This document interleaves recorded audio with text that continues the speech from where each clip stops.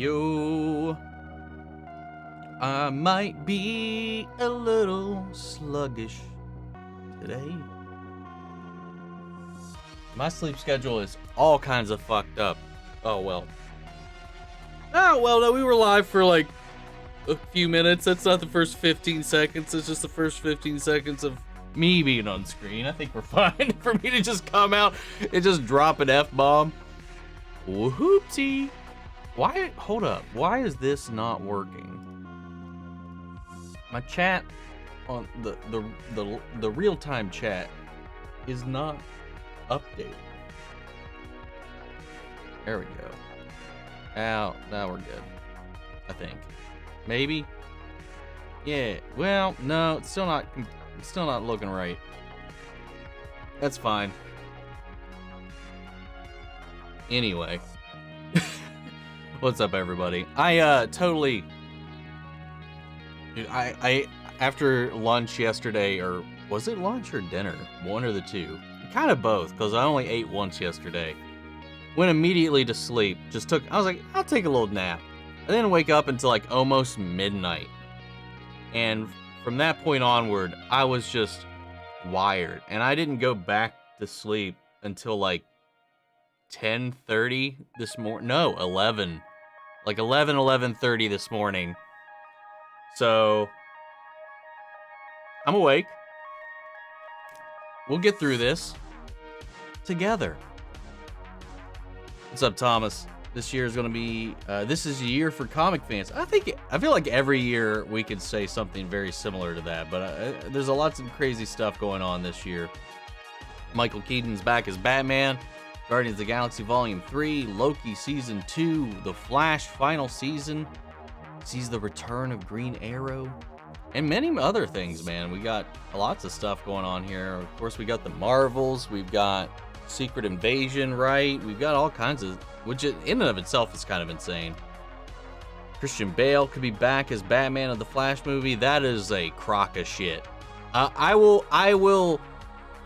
don't know what I will do, but that is the most bullshit rumor that I've read at all. If it turns out to be true, beat me up. I don't know, but like, no, I don't think, maybe as a cameo, but nothing more. I would say that suit reveal for Red Death was amazing. Also, you ready for what good movies that are to come? I heard there will be a third National Treasure, a fourth Chronicles of Narnia, and a fifth Toy Story. Yeah, and like Frozen 3, and there was something else that Pixar announced they're doing a sequel to. Dude, it's like, this Toy Story sequels keep invalidating the previous one. So I don't know how I feel about it. I thought 4 pushed the boundaries of testing the limits of what they can do thematically.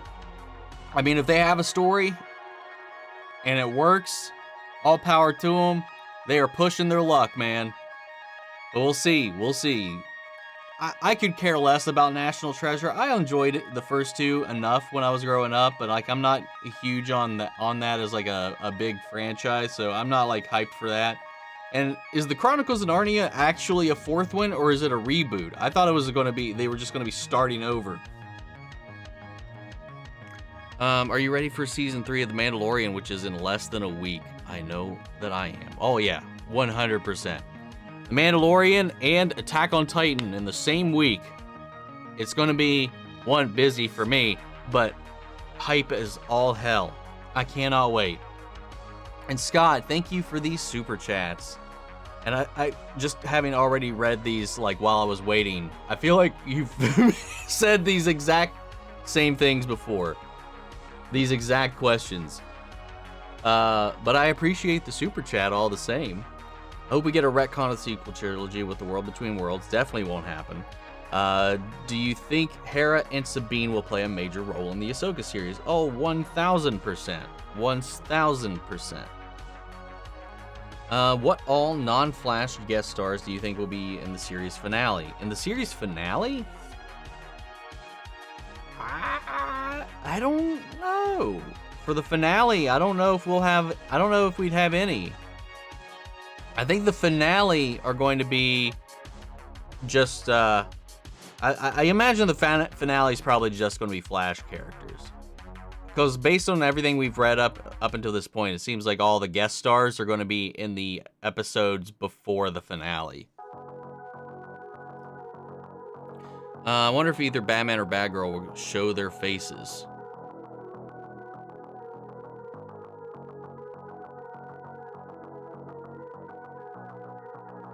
I'm not sure what you're referring to here. In what?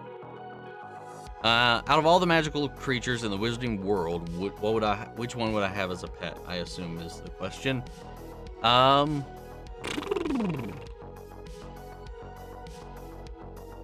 don't know. It's stupid and irresponsible as hell, but I'll probably want a dragon, dude.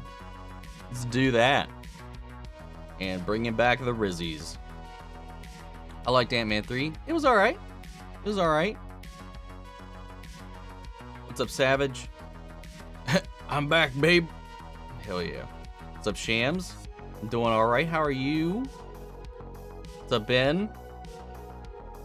Sean? Ginger? I'm doing well. Ant-Man 3 just expands the David Dastmalchian cinematic universe.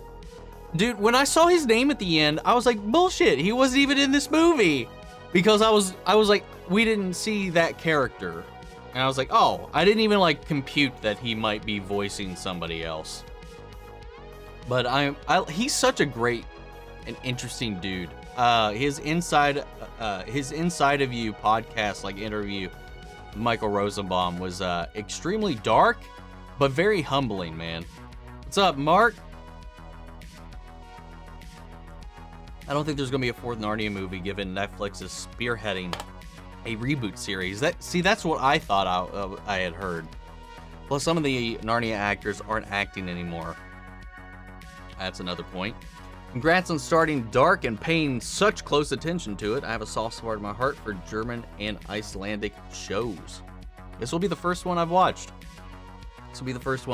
I've been really looking forward to this. It's definitely been hyped up.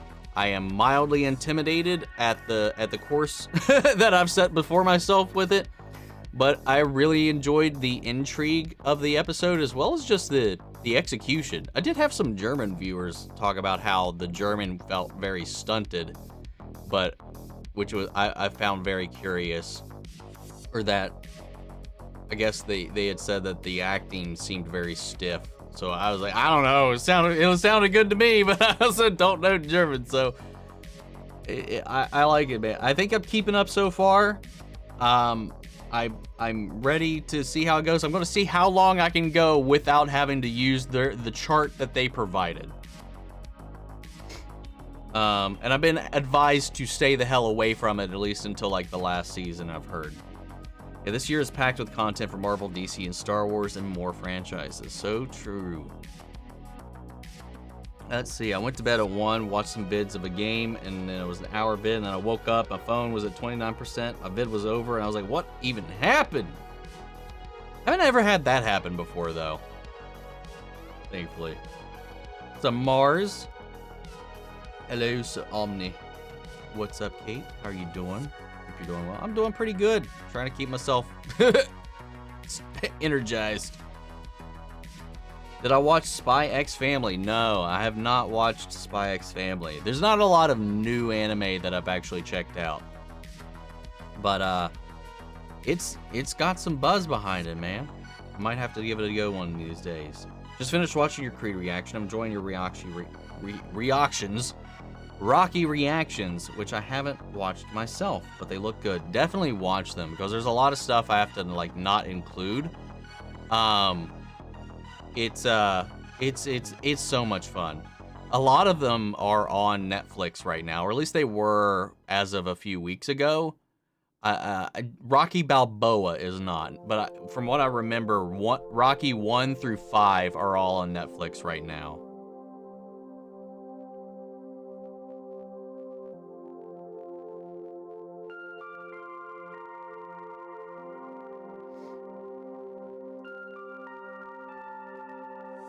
Let's see.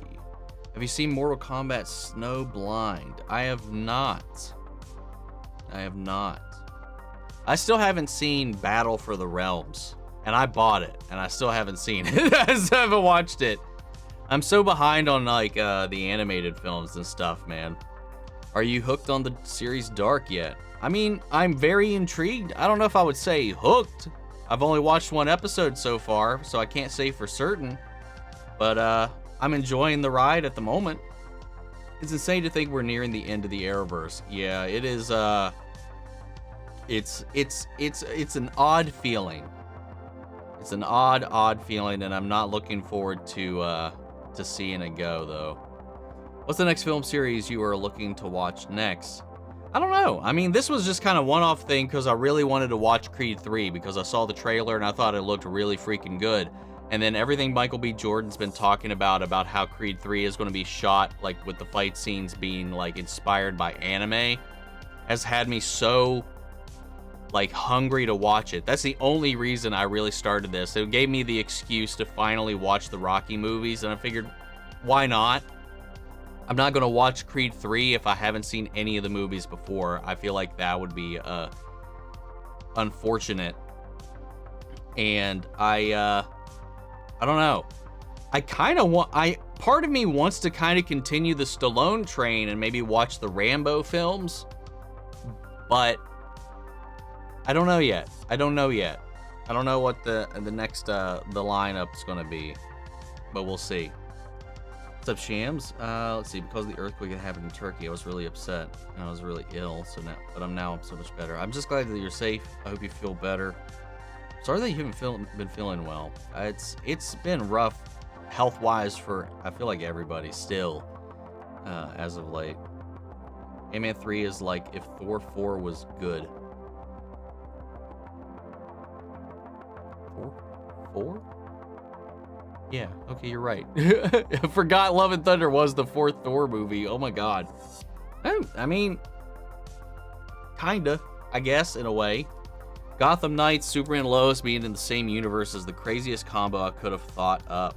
Is that even confirmed? I haven't heard that actually being confirmed. What's up, Ragu? I'm doing alright. How are you, man? I know the fans want the sequels retcon. That's not everybody. That is not everybody. You can't say the fans want the sequels retcon because there's a lot of fans that love the sequels. That's a loaded statement, and it's also a biased statement. While I don't like the sequels, I don't entertain the idea that they'll get retconned. And there's a lot of value that people find in those. And Disney, as a corporation, will just not allow it to happen. Let's see. I like your reactions on shows. It's awesome. Well, thank you. I really appreciate that. Have I seen Ted Lasso? I've not. But I feel like it's coming to an end, right? Maybe once it's over, we'll give it a watch. Big fan. Well, thank you. I really, really do appreciate that. Glad to have you here, Mark. What are my thoughts on the Flash basically killing off Caitlyn? At this point, I'm just kind of not surprised. I imagine that part of this has to do with Danielle Panabaker, maybe a direction sheet, maybe like a stipulation of signing her back on for this season anyway, because I know her negotiations, hers and Candace's negotiations took longer than anybody else. So I'm wondering if she was like so tired of playing Frost and Caitlyn, there was like, give me something new to do. But outside of that, it was just so unceremonious. There was no like discussion or talk about Caitlyn just being dead, gone in the whole swing of these things. I don't know. It's weird. They're just treating it like it's nothing. It's kind of odd, but they don't have time to linger on it, to be honest. So move along, I guess. It reminds me of the fucking Sarah shit with her being a clone and the real Sarah being dead. I wish the ex-cons were in Ant-Man. I don't know who that is. I just had sushi last night and had a shrimp and a salmon sushi. Nice. I can't deal with I just, something about the texture of sushi in general, I just cannot vibe with it. I've tried a bunch of different types. Maybe I'll find one eventually, but like there's something about the texturing that I just not a huge fan of. On top of that, most shellfish, and by most, I mean all shellfish, I'm allergic to. So, I mean, I know you can get like salmon, like you said, and a bunch of other stuff, but like so far, I've not found a winner for me. Watching the Real Rejects spoiler talk, but stopped in real quick to say, hey, well, thank you, Jay. I appreciate that, man. Keep up the grind as well. Check out his reactions. He does some great stuff over there. Yeah, yeah. See, they're like, let's talk all the spoilers, and I'm just over here like, nah, let's not talk any spoilers, because I don't know. I still want to talk and hang out about everything else, but I just don't want people that haven't seen the movie yet, so to like go about it. So if you want to talk about the movie, feel free, go hang out with Greg, John, and Coy. I'm sure you'll have a blast if you can get your thoughts in. But yeah, it's funny. The times always line up, and then again, that's how it goes, man. I know who the secret villain is of Aquaman and the Lost Kingdom. I know, you've mentioned this as well. Last stream, the stream before. I think you even said who it was, just unprompted at one point. I don't remember who you said, but I don't want to know. And I don't know why you would flaunt that either. It's kind of, I don't like it. What's up, Daniel? Ant-Man and the Wasp Quantumania sucked so hard, it was painful to get through. I don't think it sucked, but to each their own. I know a lot of people didn't vibe with it. I thought it was okay. There was a lot of really cool stuff in it, and there's a lot of really kind of lame shit in there too, though. I'm surprised that nobody cried for Caitlyn. Yeah, like in the moment, while watching the episode, I didn't like think about it all that much until after. I was like, wait a minute, they didn't really like react at all to Caitlyn being gone for good, let alone the decision to leave her gone, because they had a choice in the matter. Did I hear about the Scream leak? I've avoided it like crazy, but Nev is probably happy. I don't know if Nev would be happy, but yeah, I did hear that the killer got leaked. So I've not been spoiled yet, and if you do, you will be perma-banned if you ruin that for me. So get the, yeah, I've not seen a shit for that yet, thankfully. As a non-native speaker of German, I'm toddler level. I like watching, trying to figure out what I can despite the subtitles. It's a fun little game. No spoilers for Ant-Man. Don't want to watch it this weekend. The next weekend it's going to be hard not having spoilers because they're everywhere. Yeah, that's why we're not talking about spoilers. But then again, it's up to the mods to be on top of that. I'm trying to do my best to pre-scan everything just in case, but yeah, if something slips in, I'll try to tackle it before anybody sees it, but we'll see. Cannot wait for Superman and Lois reactions. It's going to be a good season. I hope so. I haven't reacted to any of the trailers just because the trailers have been very lacking in reactability. Because the only thing I can take away from the trailers that outside of the ones that I already checked out was this, like, man, I'm gonna have to get used to this new Jonathan. That's pretty much my takeaway from every trailer, and they seem to be faking or feigning that Lois is gonna die, but who knows. What's up, Bonnie? Do you do your own editing? Your reactions are almost always first on YouTube. Yes, I do, most of the time. I do have some help with like a lot of the film reactions. And I've, as of late, because my internet is so shit, I can't really do anything that happens same day anymore. It will never make it to whoever I hire to help me with the editing that night. So the only videos I get help with right now is like stuff that's already out. You know, like Umbrella Academy, Dark, I'm getting help with Dark, and, you know, the Creed films, pretty much all my movie reactions, not all, I did Glass Onion, I think that was the last movie reaction I edited, but outside of that, everything else, Flash, The Last of Us, Harley Quinn, all that jazz is still all me. All me. It's just whatever I have time to do anymore. Just finished the Creed reaction. It was good. Creed is pretty awesome. Dude, I loved Creed. The more I think about it too, and maybe it's just because I love Rocky so much, is the only reason I still think 2's my favorite in the franchise, but I think Creed is just under that because of just how much I love Rocky as a mentor. Avoiding the Scream leak like the plague. I'm super hyped for the film, and it's a shame another Scream movie got spoiled again. Did the last one get spoiled? I don't even remember hearing anything about the last one if it did. I started reading the Halloween novelizations and watched Studio 666 for the first time this morning. I didn't know there were Halloween novelizations. That's interesting. I'm going to watch Creed 3 reactions to all of the Rocky films and then having just a review for Creed 3. That will bother me knowing that's in the playlist. So there's a chance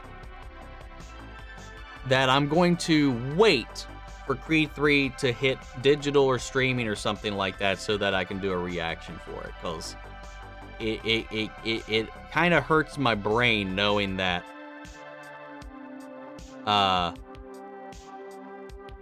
they're all reactions except one, you know? How about the letter in the episode? How about the letter in the episode? I mean, I don't know what's on the letter in the episode yet. Have you seen the new Legion of Superheroes film? No, I still have not watched Green Lantern yet. I don't have time to watch all these things anymore. I made a trailer reaction for Battle of the Realms, but didn't watch the movie. It's time, man. Of course I've watched it. The trailer. It's a trailer reaction. I can watch the trailer, but there's a lot of trailers I've watched that I've not watched the actual movie for. It happens, man. It's like time. And it's just not a priority at all. Holy shit. We'll get to that in a second. Oh my God. Thank you. Jesus. I almost don't feel right accepting that in a way, but we'll get to it, I guess. Jesus, Christopher, you mad lad. The Arrowverse may survive in the multiverse as Elseworld stories. I mean, it is still an Elseworld story. It's still an Elseworld story, and maybe they'll continue in comics. That would be crazy. But yeah, we can only hope. We can only hope. I gotta wait for it to pop up here so I can pull it up on the screen for you. Hasn't loaded up on StreamYard yet. What's up, good vibes? Hope you're doing good. I'm doing pretty well today. I'd recommend watching the director's cut of Rocky IV instead of the theatrical cut. You know, it gets rid of that weird robot subplot and puts a more serious tone on the movie to match the other movies. Yeah, I'm gonna watch the director's cut on my own time. What's up, Busy? How are you doing, man? Here we go. Look at that. Thank you. Thank you, Chris. So much for that. I hope you don't mind I said Chris. I don't know. Some people, like myself, don't really take too kindly to Michael or all that. I used to, at least. I'm definitely okay with it these days, but like, I used to get physically disgusted if somebody called me Mike when I was a kid because it was my father's name. Anyway, real talk, moving on. How do I feel about Lady Gaga being Harley Quinn? Have I seen the photo of Todd Phillips posted? Love the content. Well, thank you so much, one, for that huge, generous super chat, man. But I did see the photo.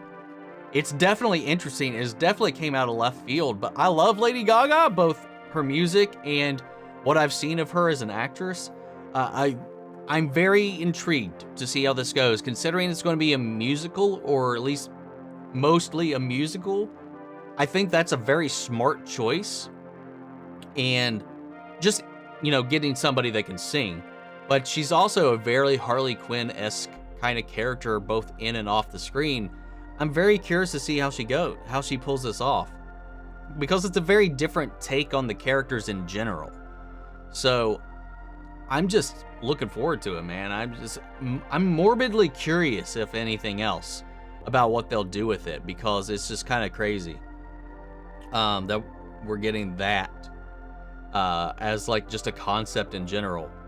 But yeah, I'm totally down for it. I've seen some mixed reactions to it, obviously, but I'm totally down with it. But that just could be because I like Lady Gaga, so it is what it is, man.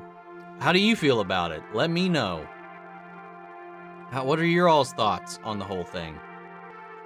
Let's see. Dude, I think the show Gotham Knights is just going to be inspired by the game, because the show just came out of nowhere. I mean, it was in planning before the game was announced. I mean, the game is inspired by the Gotham Knights comic. The Gotham Knights show is also inspired by the Gotham Knights comic. I think it's just completely coincidence, because the storyline, aside from Bruce being killed, the game and the show have a completely different story that they're telling. So it's not really, aside from the setup, it's not really the same. So I don't know. The game and the show have no connection outside of sharing the same comic inspiration, I would imagine. Because there wouldn't have been enough time for the game to have even been in the ether for them to have even been working on this show. David Ramsey confirmed that Superman and Lois, Gotham Knights, and potential Justice U show will be in the new Arrowverse. I mean, we'll see. I need to hear it from somebody that's not, just an actor. So I would need to hear it from like Hellbean or something like that, but I don't know. We'll see. We shall see.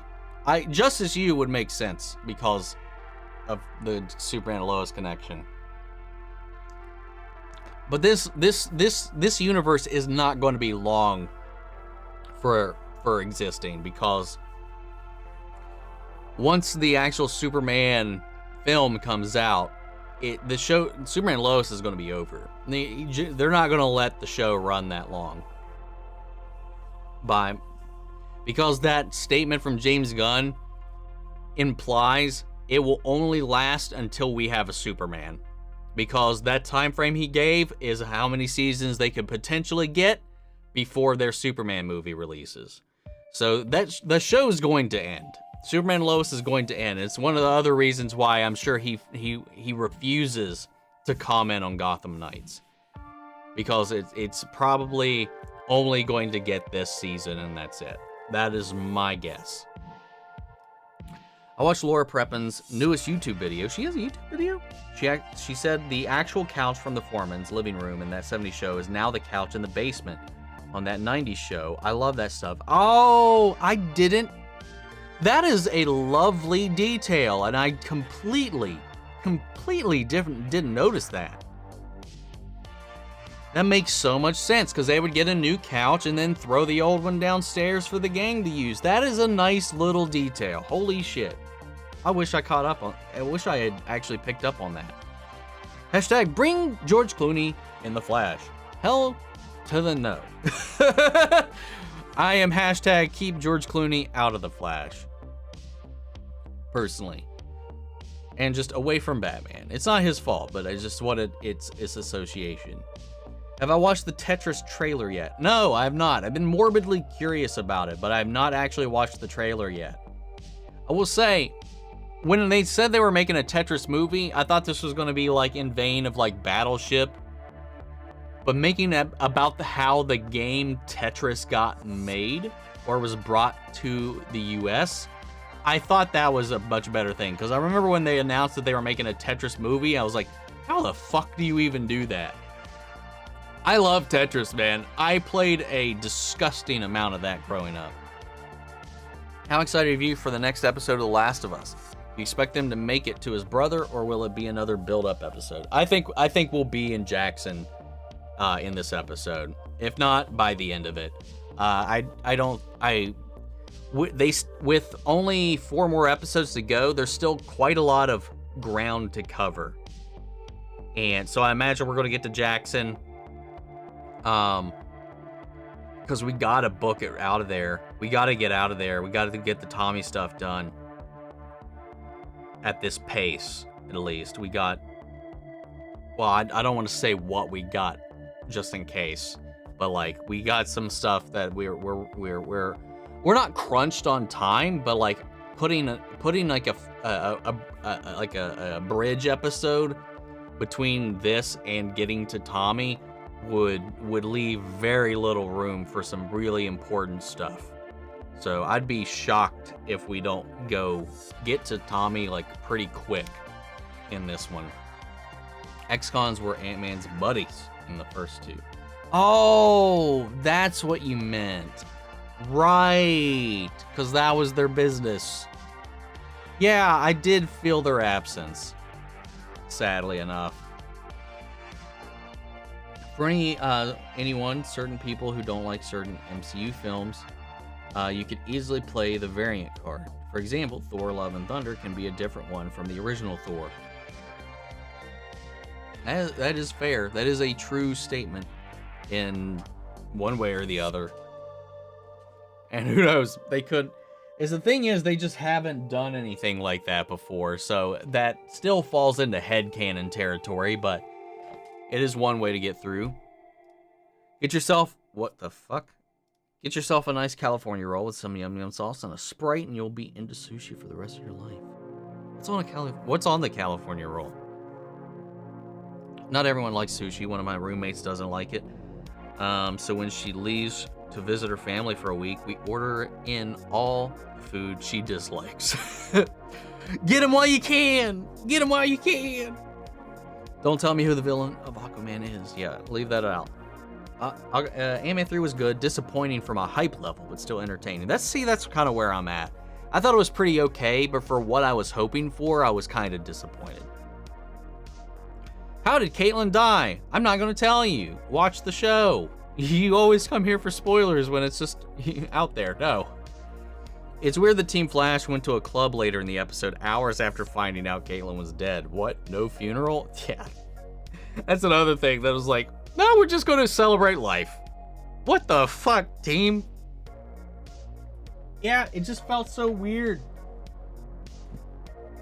It was a weird episode in general. If Cisco was still on the show, I wonder how he would have reacted to Caitlyn being dead. Oh, he would definitely not have been happy. I think okay, too, because it was shown in the trailer. What did you think of the Ant-Man versus Kang brawl? I liked it. I wish it was longer. Also got me more hyped to see Jonathan Majors in action in Creed 3. I thought it was fine. I didn't think it was great, because I don't think Paul Rudd, he doesn't strike me as the action-y type guy. So like the fight itself was like very, what's the word, sloppy in the editing and just the choreography in general and the way it played out. And I know Jonathan Majors can throw down, but like I'm thinking it might have been a Paul Rudd thing, or maybe just a Peyton Reed thing. I don't know. Do you like the new camera format for The Flash? I think it makes it look more cinematic. I did notice that, but I didn't say anything. But I was like, holy shit, we're not using full screen anymore. Yeah, it definitely does give it a different kind of feel. I like it. I like it a lot. Do you like the new camera format? Oh, I just read that. Literally just read that. Spoilers for Ant-Man's Superman. Showed up, killed Ant-Man, destroys the main Marvel universe, and gets thrown into the DC universe. That would be insane. You read the comics. In the comics, there was a variant of Superman called Superboy Prime. Superboy Prime went crazy, killed his Justice League, and went all over the multiverse, killing other Justice Leagues. Yeah. Superman Prime is insane. I mean, he started off in Crisis. Well, he started off before Crisis, but he showed down against the main Superman in Crisis, so he's a pretty crazy character. I think it's funny, the Flash movie was announced before the show came out, and now it's coming out when the show is over. Was it announced before the show came out? Yeah, you're right. I think Grant Gustin was cast because he was on the season 2 of Arrow at the time, but the show hadn't come out yet. I don't exactly remember the timeline all that well, but Yeah, it's kind of crazy to think about now that you're talking about it, now that you mention it. What do you think about Fast 10, and how do you think it's going to end in a part 2? I really have no idea. I just don't know. I have no idea what's going to happen with these things. I don't believe they'll actually kill any of the main cast members. It might end with a fake out, a cliffhanger or something like that. Maybe they think somebody's dead. I have no idea, but I don't think they'll commit to actually killing anybody at this point. I know you said you haven't seen Megan yet, but on Friday on Peacock, the unrated original version will be released. Any chance of reaction to that, or even the edited theatrical release? Oh, maybe. Maybe if it's dropping on Peacock, maybe I can check it out. Makes it easier that way. Anyway, Superboy Prime went to a certain universe, killed the Justice League of that universe. However, the Flash pushed Superboy Prime to the Speed Force, where he stayed for a long time. Yeah. Yep. I'll just say Black Manta is not the only villain. We know Black Manta is not the only villain. Anyway, Scott, leave it. Scream has a massive history with leaks. 2 and 3 had to be changed a lot because of it. They mentioned in Scream documentary. Would recommend checking it out on your own time. Oh, you're right.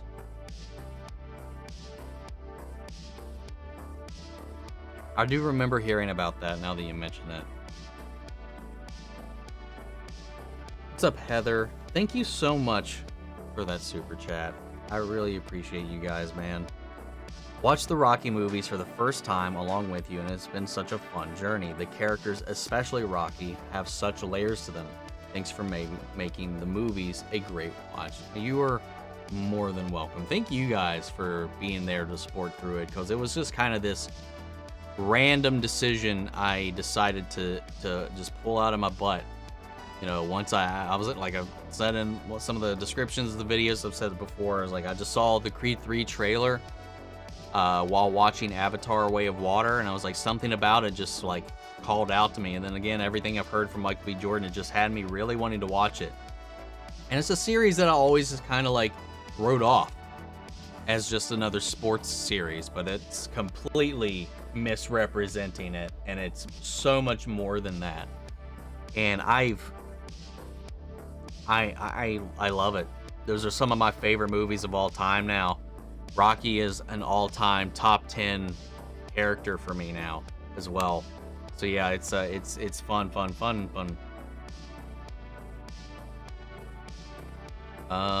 Where did I leave off? And again, thank you so much for that. I wonder if the Flash will do the same thing in this universe. Push Zod in Speed Force, where no way to stop him. Last Resort would be great, but then the Flash puts Zod on his hit list. It's playing out like Flashpoint. That's what they're adapting. So I don't think we're really trapping anybody in the Speed Force. So I wouldn't get that set up in your head as an expectation, man. Scream 2 and 2 and 3 also got spoiled. Yeah, Christopher coming in with the Riz. Thank you, man. I don't know if Busy's still in here, but I hope you're doing well, man. Looking forward. God, what? Hold up. I can't. Something jacked up. I can't actually change the comment now for some reason. There we go. It was really delayed. Looking forward to Cocaine Bear next week. I don't know if I'm going to check it out. We'll have to see. We'll have to see. I saw the trailer. I didn't react to it. I watched it on my own time, just because it was one of those things. I didn't know how I was going to react to it.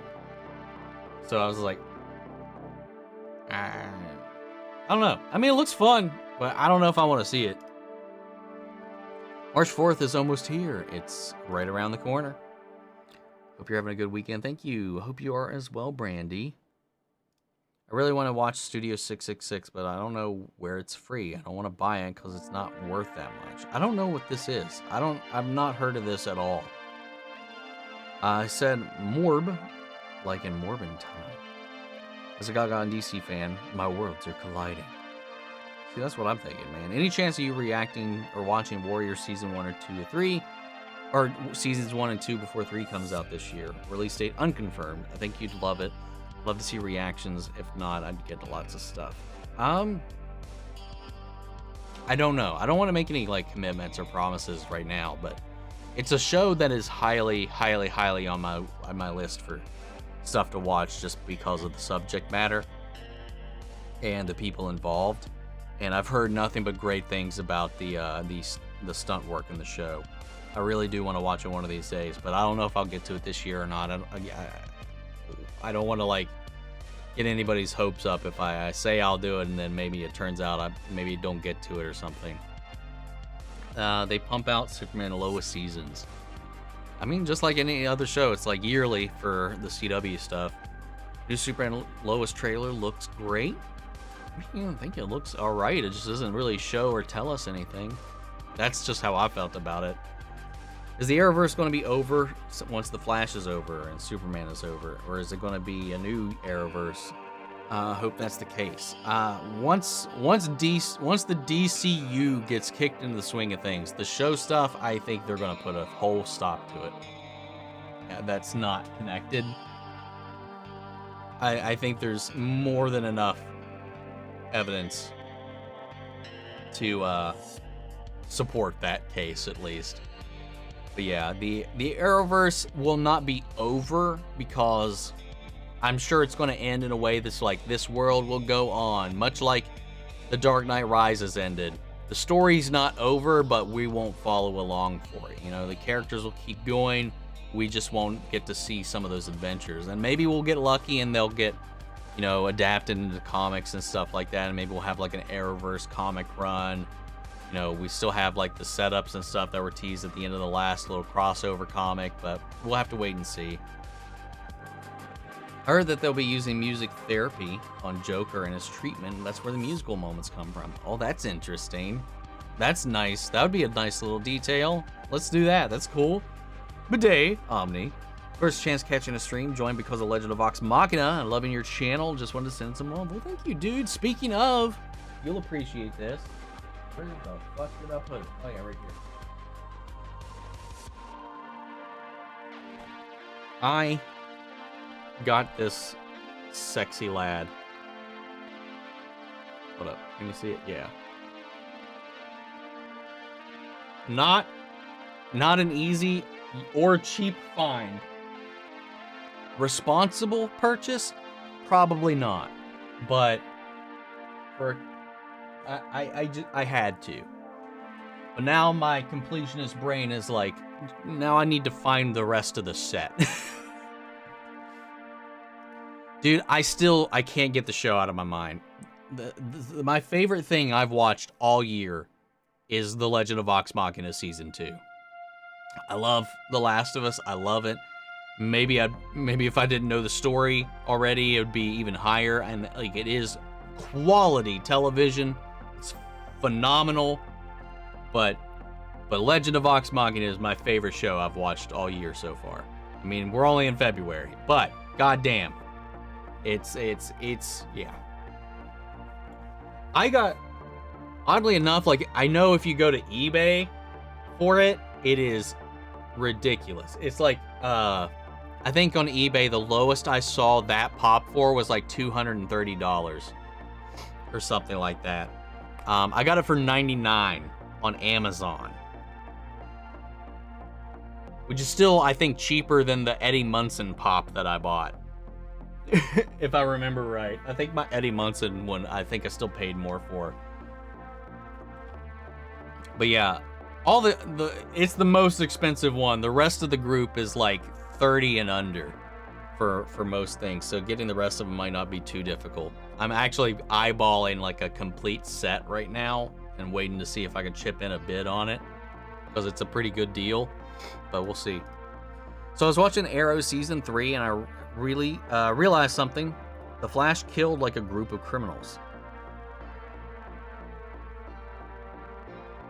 Huh? I'll have to look into that. I'm not sure what you're talking about. I don't remember that. I was obsessed with Tetris, where it's probably where my carpal tunnel started. I can tell you where my carpal tunnel started. Guitar Hero. My left hand, man, like doing that all the damn time, because I played that game like way too much. Like, I would play till my hands just, I couldn't move my fingers anymore. It hurts. And like, I really do think that fucked me up for a long time too. So I was watching this. Oh, I think he fixed a typo or something like that. Mad Max, like me, also wants George Clooney to come back because who's Mad Max? Redemption, they can make him a darker Batman because he's supposed to be. He's not going to be back, man. He's definitely not going to be back. I mean, James Gunn already said, I mean, even if he comes back, it'll be as a cameo only because James Gunn already shot down that any of them are going to be the new Batman. So, get that out of your mind. Yep, Laura Prepin has a YouTube channel. It's mainly cooking. She puts up 90s show one a few days ago. Mentioned the couch. Oh, that's cool. I have to check that out. Sometimes CW deaths are just like that. They kill someone, then move on. So I bought the Flash after Crisis because it was so painful to watch. The best seasons to watch were 1, 2, 3, and 6. There's some good stuff in the later seasons, man. I will say, but it's not been as good as it has been, though. Dude, I just watched the trailer for Tetris, and it looks incredible. Pretty much Pixels with Adam Sandler. It looks pretty good. The humor also sounds good, too. Is this not like just a normal biopic about the guy that made Tetris? Or is this like a exaggerated Weird Al story kind of thing? I'm trying to understand DC and MCU fans because you want other characters to get seen, but when the movie comes, they say the characters are boring, and most of those boring characters are powerful. Well, powerful doesn't mean... I mean, just because somebody's powerful doesn't make them interesting. I'm not sure. What do you... I'm not sure who you're talking about. I don't know who you're talking about. But, I mean, just because someone's powerful does not make them an interesting character. That's not like a one-to-one. So I need more context on that one, man.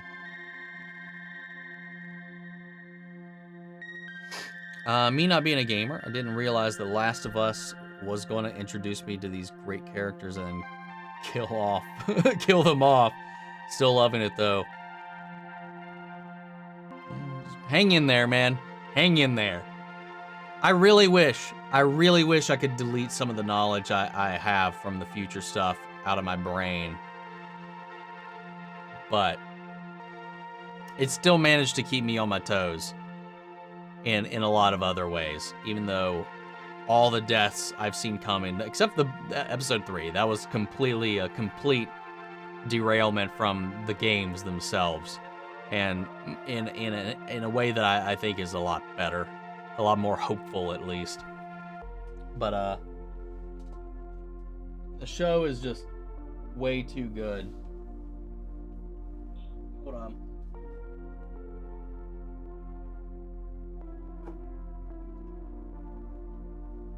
There we go. Put a little foot heater on for me. It's not going to make too much noise. But definitely play the game if you ever get a chance, because it is worth it. Worth it. It's still a ways away, but are you excited or interested in the Blue Beetle movie at all? Yeah, it's it's one of my, well, if we're talking comic book stuff, well, I don't know, because I was very disinterested in the Flash film until we got the trailer. But I would still even say, even more than the Flash movie, even after the trailer, the Blue Beetle film is my most anticipated comic book film of the year. So yeah, yes, I'm excited for sure. Yeah, you fix that typo. Only there was like an edit comment button or message button or something like that. Rizzy money, gotta make it a Rizzy time in the live stream today.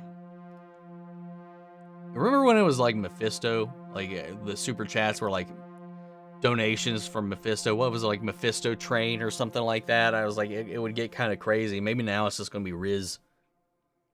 Marvel hasn't been doing great with introducing new female leads, in my opinion. Cassie, She-Hulk, America Chavez, Ms. Marvel, Layla, even female Thor I did like Riri Williams, but this makes me super nervous. I thought they did She-Hulk fine. I just think that the way that they did it was also just obviously going to rub a lot of people off the wrong way. But yeah, Cassie was not interesting, and Catherine Newton really did nothing to make that character have a presence. I don't know. America Chavez, the writing just dropped the ball with her. I thought she was great, but like they did nothing. She was basically just like if you were in a video game and you're playing an escort mission and you're just carrying an NPC along, and the NPC might just have some random dialogue they spurt off every now and then. Really dropped the ball there. I think they did a pretty good job with Ms. Marvel. I think as far as characterizing her as a character, I think they introduced her really well, and I thought they did a really good job building her out in her story. It's just the story that she was part of kind of fell apart in the back end, where it just kind of stopped being about this thing. But I think they did a good job with her as a character. It's just they lost sight of the ball a little bit in the middle of the show as far as the overarching plot. But I think they did a pretty damn good job. I personally think they did a really good job introducing the character and doing the character well in that. And I think that She-Hulk, no matter how you feel about it, nailed the character. But how many people are going to stick with it? I know I will, because it's one of my favorite MCU shows still, but we'll see. And yeah, they Thor Love and Thunder dropped a lot of balls in that one, but I think the most compelling was Jane. But again, she kind of didn't have a strong focus either. Riri, I have to disagree. I don't like how they handled Riri, like, at all in that movie. But we'll have to see. How it goes. It is definitely not a good track record so far. And nothing on them at all. But it's just the writers, the directors, whatever they decide to keep and cut, it's just not helping in the long run. It's funny that people say they stopped watching The Flash after season 3, but always commenting on Flash videos even though they stopped watching the show. Oh my god. And then asking what happened in the most recent episode. Why are you still curious if you stop watching? Probably won't watch Cocaine Rizzy Bear. I don't know. We'll see. Oh god, don't tell me in the Flash movie, go back in time, prevent himself from going to the Burtonverse, erasing the events of the movie. What will be the point of it all? Flashpoint. To create the DCU. The thing is, the difference here from the Flashpoint and that is he created a new timeline. In this, he's just going to another existing universe. So he's going to learn his lesson there and probably just return home. But when he comes back, he will have already fucked it up somehow. So I don't know. Part 2 for Spider-Gwen and Spider-Woman.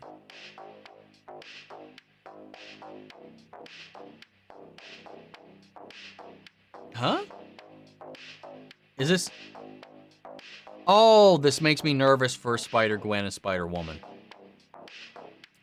Well, you should be nervous for other reasons because they're being introduced by Sony. And Sony so far has given us 2 mid, at best, Venom movies and Morbius. So already the ball's not in the best of courts.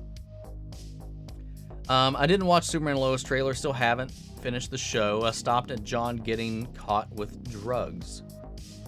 Yeah, keep going. Keep going. The Flash will end the Arrowverse, 1000%. Dude, Operation Fortune, a new movie coming out March 3rd. It looks good. I've heard absolutely zero for that. Oh shit, I just saw Summer's comment, like the more recent one. I didn't even touch on Layla. I thought she was great. I thought she had a really good energy, But like a lot of things in that season there wasn't a lot of time to flesh it out or dig into it, but I thought she had a really strong presence, and her superhero outfit and persona at the end, I was totally all there for. But I think everything in that show just needed more time, which I'm glad that they are finally spreading out these Marvel shows to give them more attention, and I hope that means they will tighten this shit up, or at least give them more time to breathe, man, so that we're not like just breaknecking through it and plot lines are just dropped left and right and characters are just left to the wind. We can only hope. Vax is the only pop I don't have. He is definitely way more expensive for good reason. Dude, he's easily my favorite character, man. At this point, for sure. I was confident in it in season 1. I am concrete in that opinion in season 2. I'm happy Ted Lasso is returning this year. It's the only time I will subscribe to Apple TV because it's such a good show. I've still not signed up for Apple TV at all. Anything worth watching right now? Well, I mean, based on what you said, probably not. Legend of Vox Machina was so good. Some peak cartoon gore, comedy, and characters. And just great stories. It's some of the most emotional, hype moments I've seen in a long time. The show just does action, heart, and like this intense, emotionally driven, like character driven, like, I don't know how to explain it, man. It's just like so well done. The fact that this was just a tabletop RPG, and while it played out differently in some cases on the tabletop, it's just crazy to me how well this whole thing kind of came together. It's just so good. It's so, like, every episode had me tearing up for one reason or another. It's just fantastic. And I can't wait for season 3. I can't wait for their new show around their second campaign so I can get to know those characters. I adore it. I adore it. I got to thank Amazon for footing the bill on the second season and all that. They kickstarted the first season. Like 10 episodes was already paid for because of Kickstarter, and Amazon just paid for the next 2 episodes. It was like, hey, we'll broadcast your shit. The whole story behind how the show got made is just as inspirational as the show is, and at the same time you have dick fart jokes and fucking raunchy, gross ass adult humor throughout a lot of it, but at the end of the day it never loses that fantasy edge, and it never loses the heart of the characters, because the characters are just so well thought out and fleshed out. It's so fucking good. Apple TV does have some really good shows, both Ted Lasso and Severance. Severance is one I've heard a lot of good things about. I didn't know it was on Apple TV, though. For some reason, I thought it was on HBO. Hopefully in the future, there's going to be a video game movie or show like Pixels did, but way better. That'd be cool. Yes, I hadn't heard Ted Lasso was back. Really good news. Ted Lasso is going to be the best sports TV ever created, from what I heard. It's the last season, so it's going. It's a lot of so I'm looking forward to it. I'll have to check it out one of these days. I've heard it's like the epitome of feel-good TV. Arrow season 3, episode 8. Flash off-screen kills people. Arrow walks in, sees them dead. Did he actually kill them, or knock them out? I feel like Barry's not actually killed anybody that I can think of. What I mean is, when the Flash goes to the multiverse, he will go to a certain universe, not the crappy DCU for fan favorite universe. He runs into George Clooney Batman at the end. I mean, maybe. I mean, like I said, cameo, maybe. But he is not going to be our Batman moving forward, so it'll be a one and done, if anything. Look up Pixels. Pixels is pretty much video games coming to the real world and causing havoc. I've seen Pixels. It was okay. The death of Henry and Sam are the last thing I remember from the first game. I remember all of the main story beats. I don't remember, like, I said this before, like, I don't remember, like, some of the segments, like the gameplay segments that get you between each one of them. I know what's coming up. There's also a couple castings that have yet to happen that I'm really excited to talk about once they show up, because it's going to be kind of fun. But yeah, I can't wait to get to it. The only bad thing about The Last of Us is sadly probably about to lose its best video game show or movie title to Tetris, which is awesome. I mean, it's not, well, that Tetris isn't an adaptation of the video game though. It's an adaptation of what I mean, maybe I just don't know. I don't know, but I would be remiss if anything beats The Last of Us as a video game adaptation. Off-topic question: the hell do you use in your hair, my dude? It's fabulous. I'm exceptionally impressed. Head and Shoulders, L'Oreal, actually, as of late. But that's it. I just shampoo. I don't even use conditioner. I just wash it and blow dry it. Well, today, because I just rolled out of bed, I did use some dry shampoo because it was a little grody when I woke up. She-Hulk was great. It's just her gimmick was less amusing since Deadpool was doing the same joke, but way funnier. I didn't mind that. The gimmick wasn't the selling point for me. It was really just the character and the stories, personally. And Daredevil. Daredevil was a big part of it, but I just like the character. I like her drive. I don't think Catherine Newton really brought anything to Cassie. I'm sure the original actress from Endgame would have managed the same performance. Probably even better, but I don't know. We'll see. Blue Beetle movie is top on superhero list. I love Blue Beetle and Sholo. I love both as well. I'm right there with you on that one. Have I watched Evolution with David Duchovny? Yes, with Sean William Scott, Julianne Moore, and Orlando. What's his name?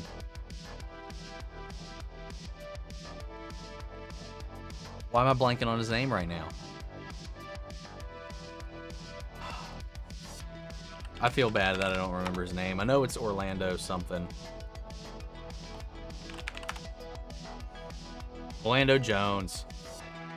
That movie is so hilarious. I saw it in theaters. I have it on DVD. I used to know the movie line for line from beginning to end. I've watched that movie a disgusting amount of times. Yeah. Especially mostly because of David Duchovny. Because X-Files. I like Catherine Newton and Freaky, recent great. She was fine in that. That movie was fine. I had a lot of fun with Freaky. I didn't realize like that was who that was. I didn't recognize her like just by looking at her, but I have seen Freaky, and I do remember that the lead in that was a lot of fun. That whole movie was just wacky as all hell. But yeah, there was nothing interesting about Cassie. Massive shame. Yeah, if we want to talk derivative characters, she was just Scott 2.0 and a child. That's pretty much it. Personally loved Layla for the character she was needed to be. Agreed. This summer, Omni will finally kneel before Zod. I would love if they actually have. I know a lot of people won't. The Snyder heads will hate it. I would love it if he said kneel before Zod in the movie. I'm keen to see what they do with Photon in the Marvels. The actress did a great job of WandaVision, in my opinion. That's another thing. I think they did a fantastic job introducing Monica. Hey, hey, Monica. Hey, day, Monica. Yeah, yeah, I'm very curious with how she fits into the puzzle. But I'm looking forward to the Marvels, man. I think I'm very intrigued about what they're doing with that.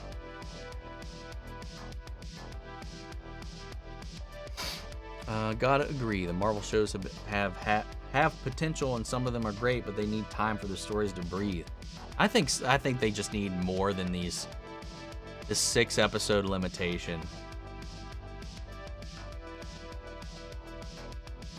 Let's see. I would love to see. I would like to see Bronze Tiger movie in the future and a Lantern movie, not the Lantern, Green Lantern, but either red or another color. Oh, that could be interesting. Like something focused on a different Lantern Corps. That could be cool. And yeah, Bronze Tiger, he's a really interesting character. I would totally be down for watching like a Bronze Tiger film.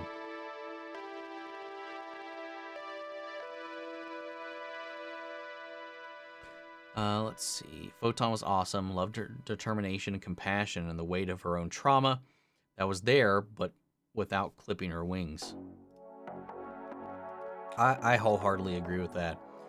New clip from the D&D movie posted to YouTube. It looks so perfect. I'm probably more pumped for that movie than any other this year so far. I feel like I'm in the minority on that, though. No, I'm right there with you.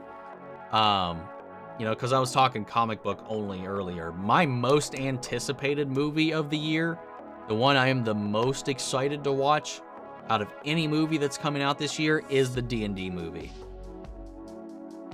Yeah, and I suspect... Yeah, I'm almost caught up. I suspect a lot of that has to do with Greg and them and a bunch of other live streams going on at the moment.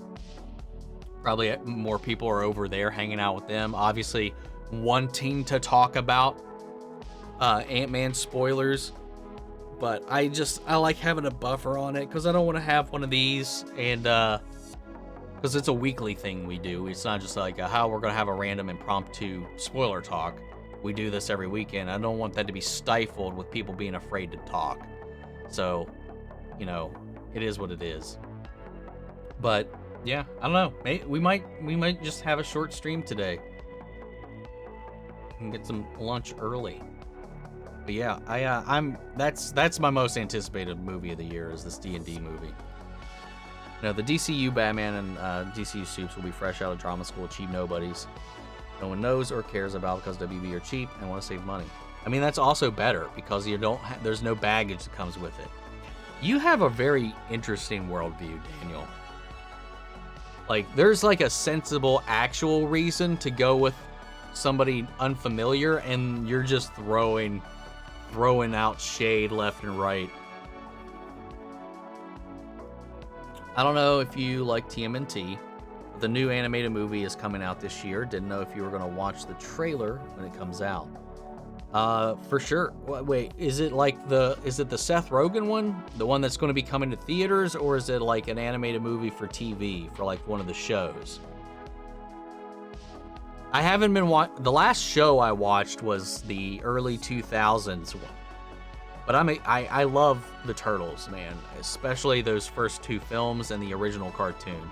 Like, you can't see it because it's dark and out of focus, but I've got like some high quality Ninja Turtles figures back there. Yeah, I love TMNT. Love it, love it, love it. I know that they're working on a new theatrical reboot, and I'm really, really excited to see what they do with that. But yeah, I love the Turtles, man.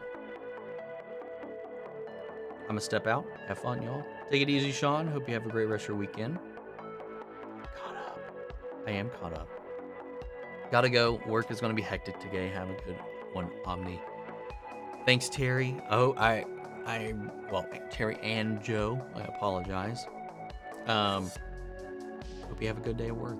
It was an easy, slow, nice, whichever. Some people like fast, breakneck days because it goes by faster. Some people like just a chill, easygoing day. Whatever you enjoy, I hope that's your day at work today. I'm looking forward to the Marvels too, but now that it's pushed to November, I fear they're trying to fix stuff. I think they are trying to make sure that the CGI is done and that they're probably because of their... I imagine the delay is because they are like, okay, we need to make sure everything looks good, that we're not crunching our effects team and getting half-ass CGI out like we saw in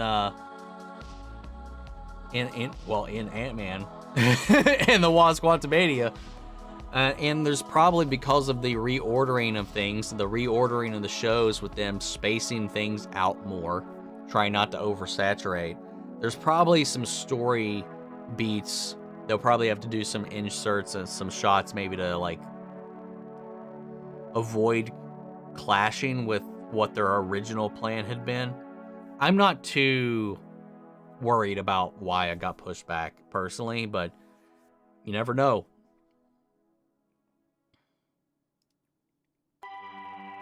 Yeah, let's see. I'm glad to get to chat on the weekends. I had to cancel my Patreon sub because I lost my job. Oh my God, I'm sorry. Sorry to hear that.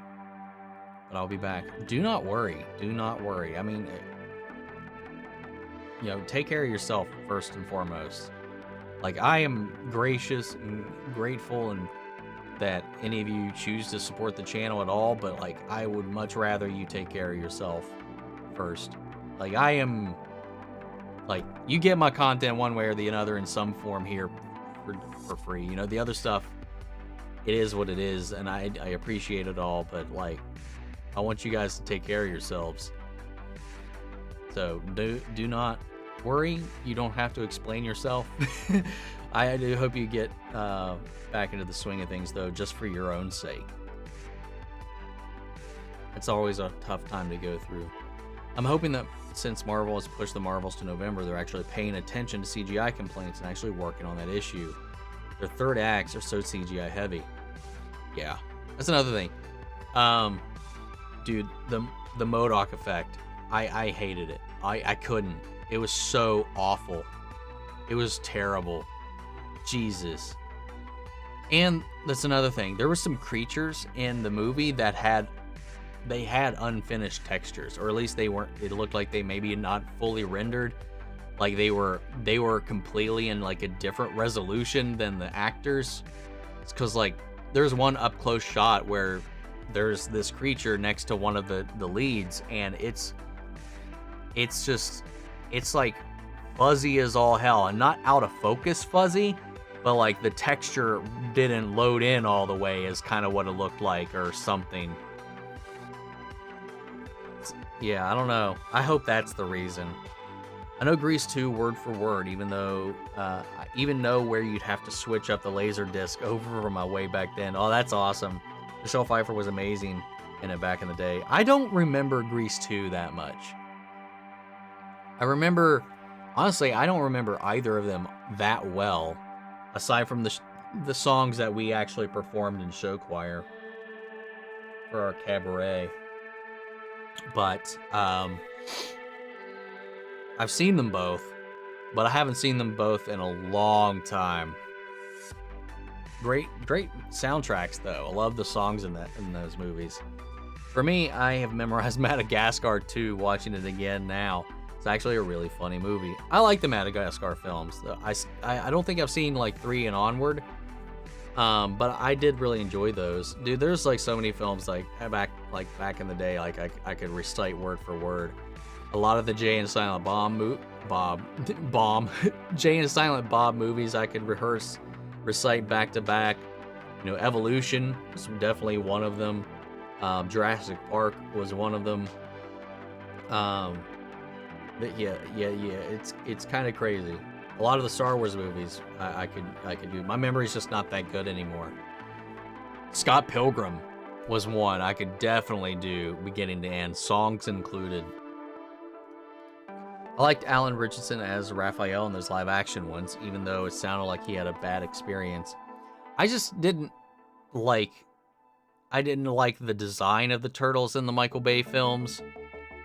I didn't like that they were basically just very much, I don't know, I just don't think his style fit for it at all.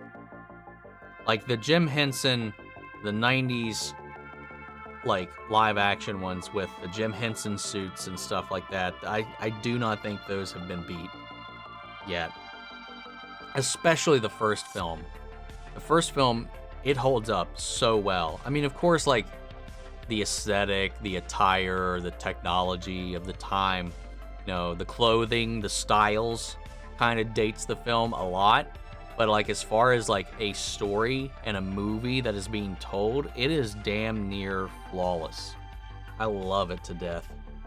It's also got that weight. It still has that lighthearted nature behind them as teenagers, but like it has that dark and kind of rooted tone that the comic has. Not as dark as the comic. It's like this happy bridge between the cartoon and the comic.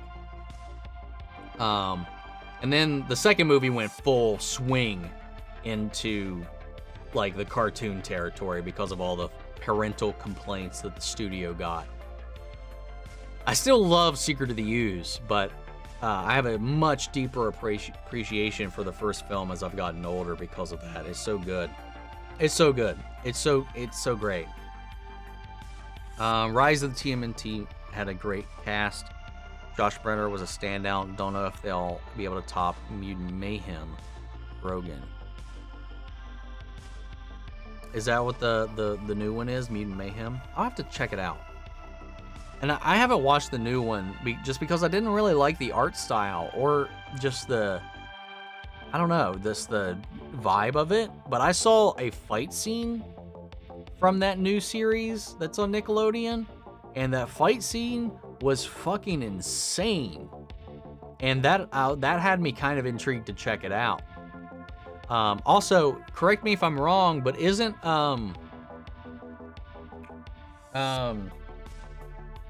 why am I blanking on his name? Ben Schwartz, Leo, in that series? What obscure... And I gotta go back to that, because I know he plays Leo in one of them. Which is kind of funny to me, because this is the third animated blue-themed character he's played. Sonic, Huey from DuckTales, and now Leo. Sensing a theme here. Anyway, what obscure and not that popular DC character would you like to see brought on screen? I'm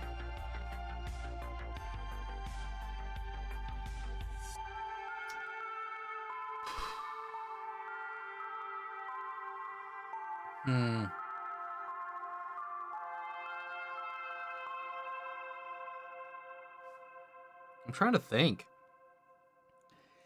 He's not really that obscure anymore to the general audience. He definitely, I doubt any general audience member has ever heard of him. But I would like to see Etrigan in live action. The Stranger, well, we saw the Stranger in Swamp Thing. But The Question would be really good. I was gonna say Sandman, but we got peak Sandman right now. I'm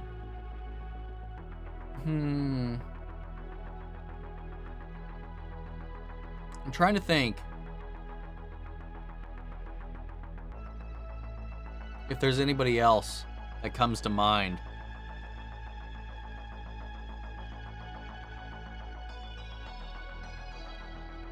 Those are the ones that definitely come to mind for me right now. If I think of somebody else here in a minute, I'll let you know. I hate doing this on the spot. I hate listing stuff on the spot because, one, I don't remember everything that's coming out. I mean, well, we just saw Ant-Man and the Wasp, so that's already crossed off of the list. So I can't really be anticipating it anymore. So, Marvel projects, it's going to be it's going to be Guardians of the Galaxy 3, my most anticipated. Secret Invasion, Marvels.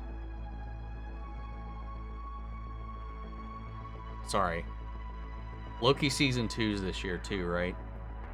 Loki Season 2, then Marvels. I think.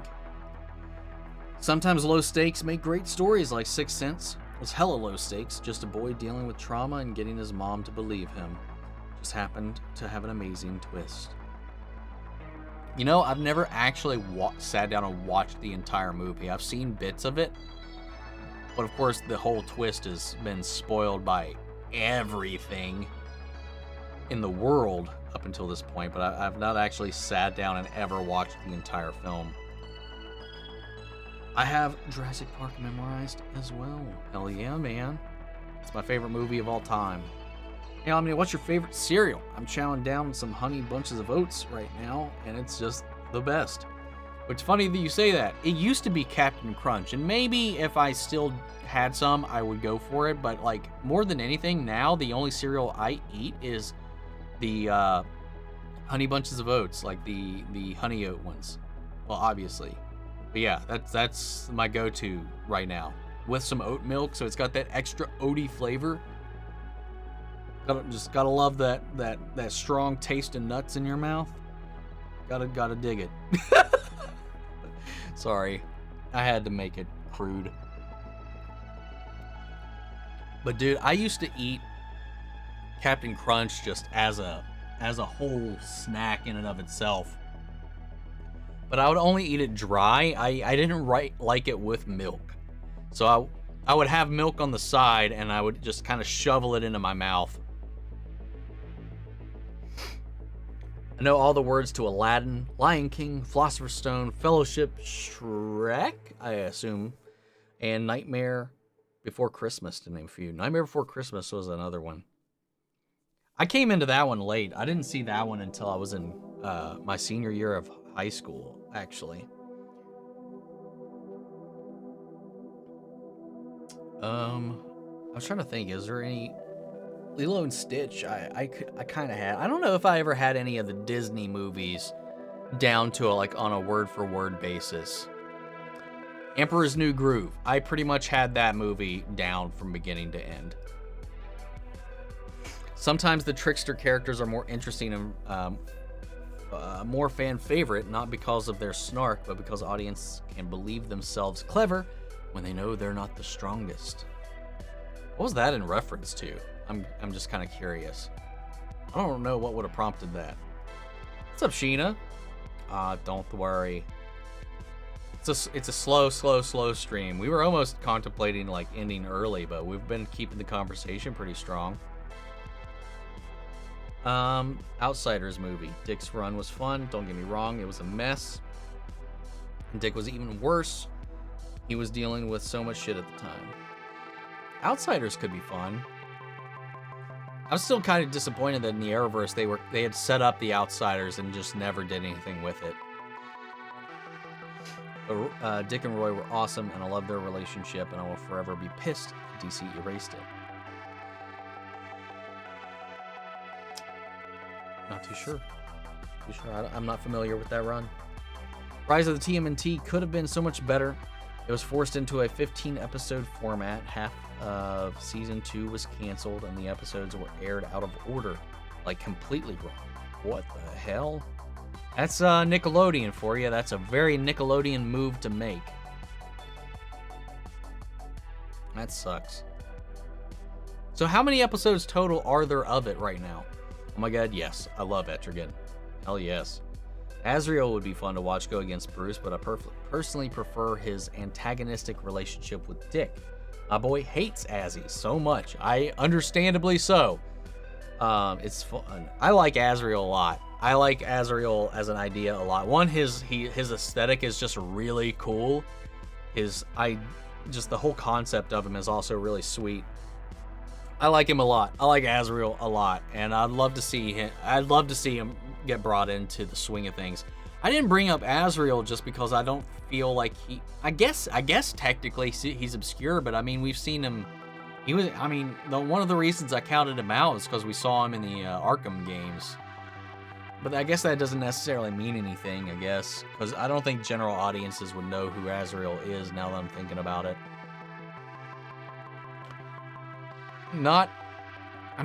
General audience, I would say obscure, but Scarface as a Batman villain would be fun. That would be interesting, maybe to see in a Robert Pattinson film. Rise was ultimately a decent series. The film was incredible, also one of my favorite canon autistic characters. Well, interesting. Was it one of the Turtles, or did they make one of the Turtles like that, or was there just a character specifically in there they designed around that? I've seen the trailers for Sharper with Sebastian Stan. Not at all. I haven't even heard of that.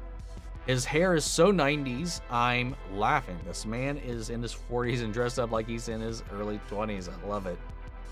No, I have not heard of the title of this. I'll have to take a look at it. Have you noticed that a lot of your earlier shows and movies that stick with us offer darkness along with good times? So much of today's children's entertainment discards the scary. That's very, very true, because we want to shelter our kids and pretend that the world is rainbows and sunshine and all kinds of pretty things, and it's just not. Like, I don't know. Like, there's some really good shows today that don't pull their punches, but it feels like they get more and more few and far between anymore. Like, you remember, like, dude, like, half of children's cartoons when I was growing up scared the shit out of you. At least at one point or another. Fucking Lion King, man. You murk out Mufasa right in the beginning, the hyenas. Elephant Graveyard, shit's scary when you're a kid. Secret of NIMH, that shit was terrifying. God.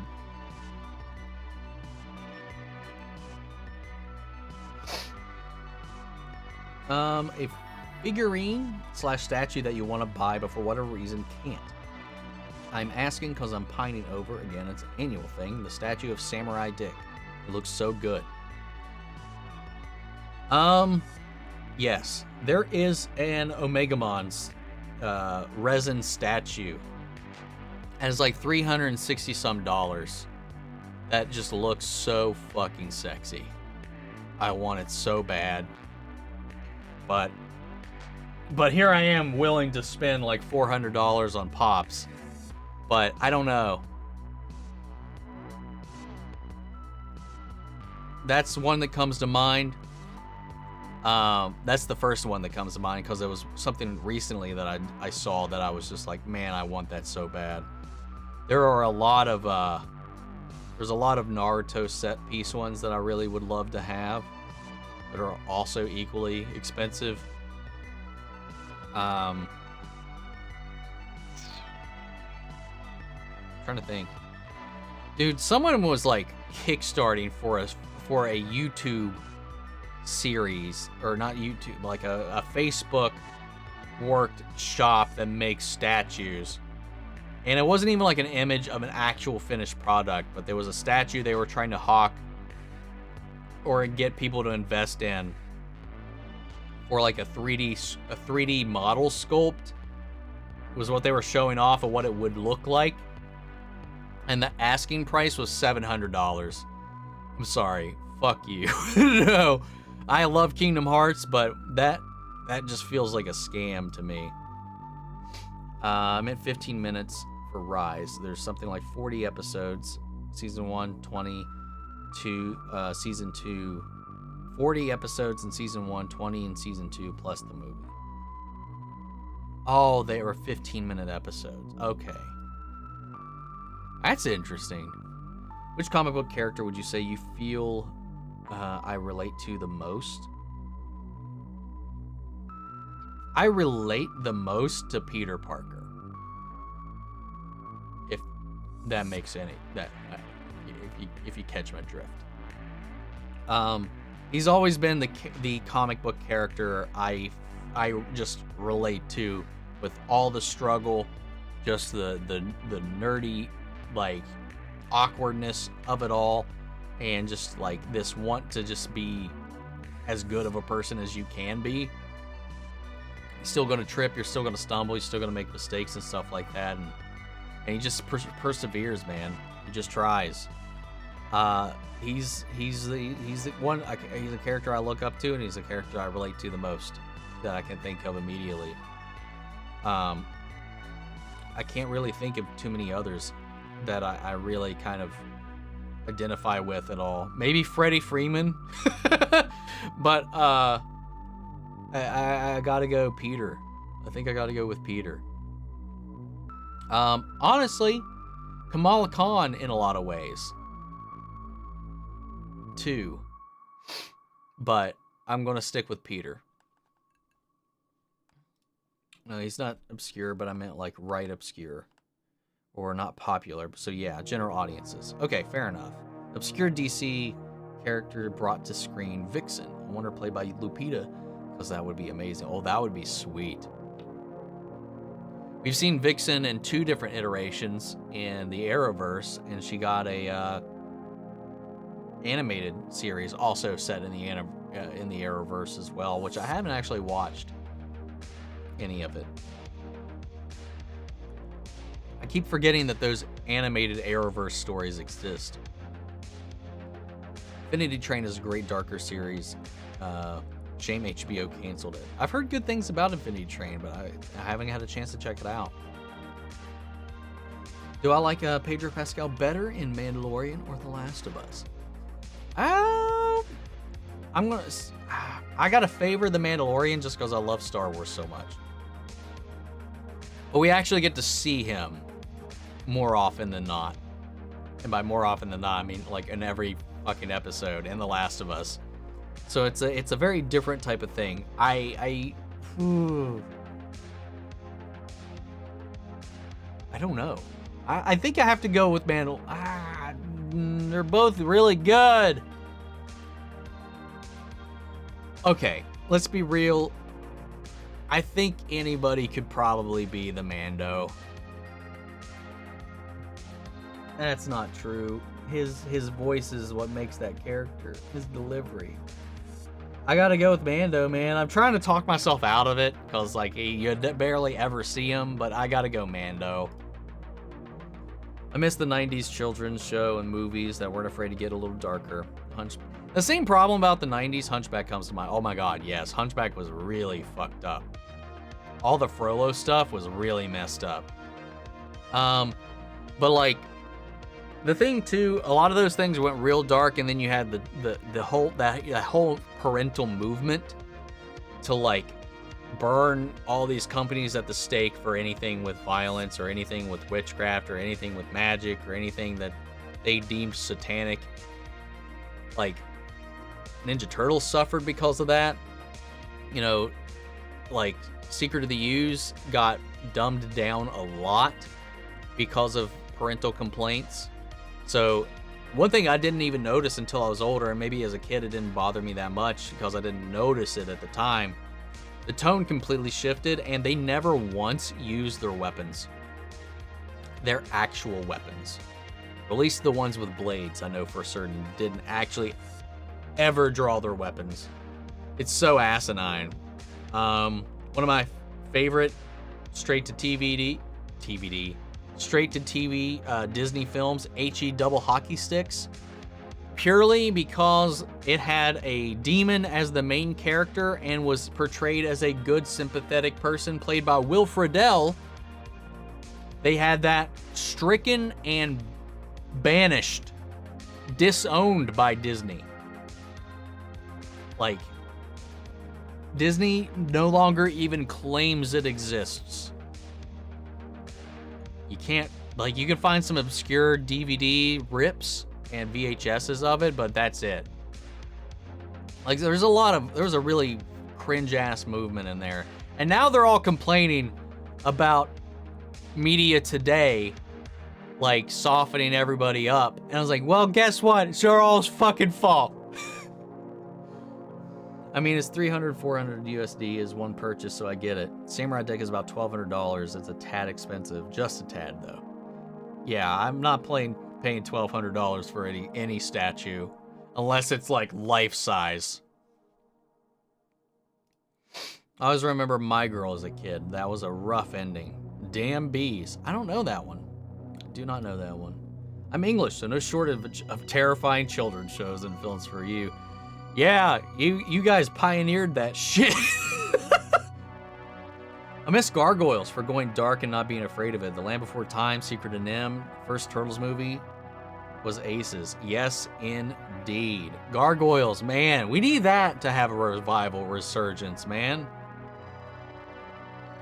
And again, general audiences, anything that isn't Big Three is obscure. That is also so true. The OG Witches movie was one of the scariest things I saw as a kid. I don't think I ever watched that. I've seen like a review of it, but I haven't actually watched it. Dark Crystal gave me nightmares as a kid. I didn't watch Dark Crystal until I was out of college. Dark Crystal and The Labyrinth were two movies I didn't see until I was actually already in college. Maybe I'd seen like a scene or two. I knew of them, but I never actually sat down and watched them. Same with Neverending Story. I didn't watch those as a kid either. But yeah, Dark Crystal was surprisingly dark. A lot of the Jim Henson stuff ends up being really fucking dark.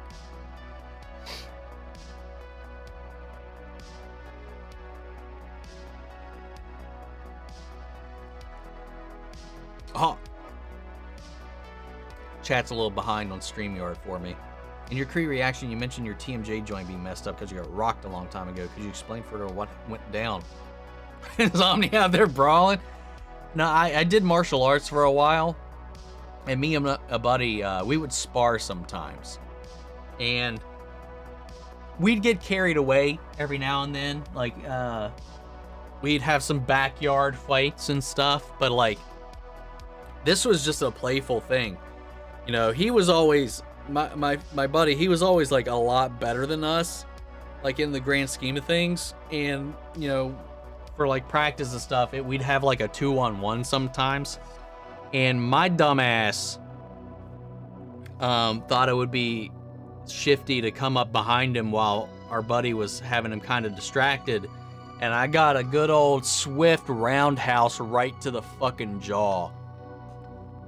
And like it's clicked since, but here in the last year, it was for the first time it actually locked up. And I refuse to believe it was because I just ate a bag of chips a little too intensely. So I have to imagine that leaving that untreated for so long probably finally popped off.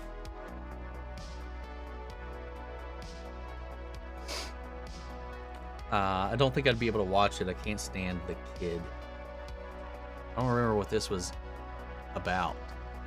What was this in reference to? R-Tracks, the horse in Never Ending Story. Jesus. Oh yeah, the horse scene. Oh my god, that's so fucked up. I can't remember the last time Disney had a big major villain. That is also very true, because now everything's got to be black and white. Your villains are relatable, understandable. Like, nobody's just evil. Nobody's just fucking rude. It's like nothing's preparing people for the world anymore, man. Watership Down was so unnecessarily graphic. I don't know that one. I don't know that one. Oh, it's a reference to a comment that was eaten by the chat. What the hell? I don't understand that.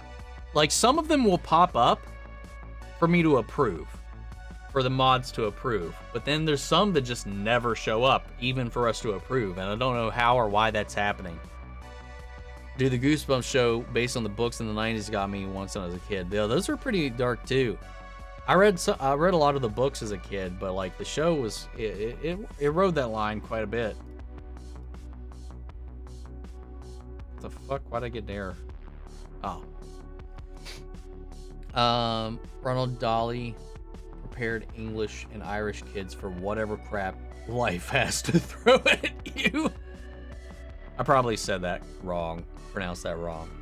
There's a show I watched when I was younger called Grizzly Tales for Gruesome Kids. Shit's mad. A dentist cut off a kid's tongue because he was rude and talked back. As you do. Do you think Ellie and Riley episode will be just them at the mall? Because in the game, it's mixed in with their scavenging for meds for Joel, but I don't know if they'll keep the injury in the show. I don't know. I mean, I know that episode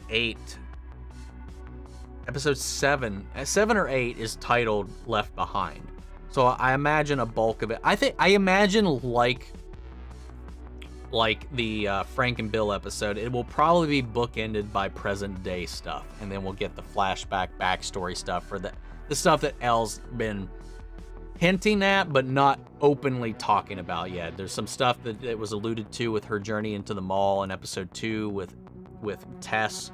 There's definitely, as the scene implies, there's more to the story, and I think we'll finally be getting that. But I imagine it'll probably be bookended by what's happening present day, and then flashing back. Maybe something reminds her of that, and we get a dive into it. I don't know. We'll see. Are You Afraid of the Dark? I never actually watched Are You Afraid of the Dark as a kid. I didn't watch any of these. Didn't watch Erie, Indiana, or Pete and Pete.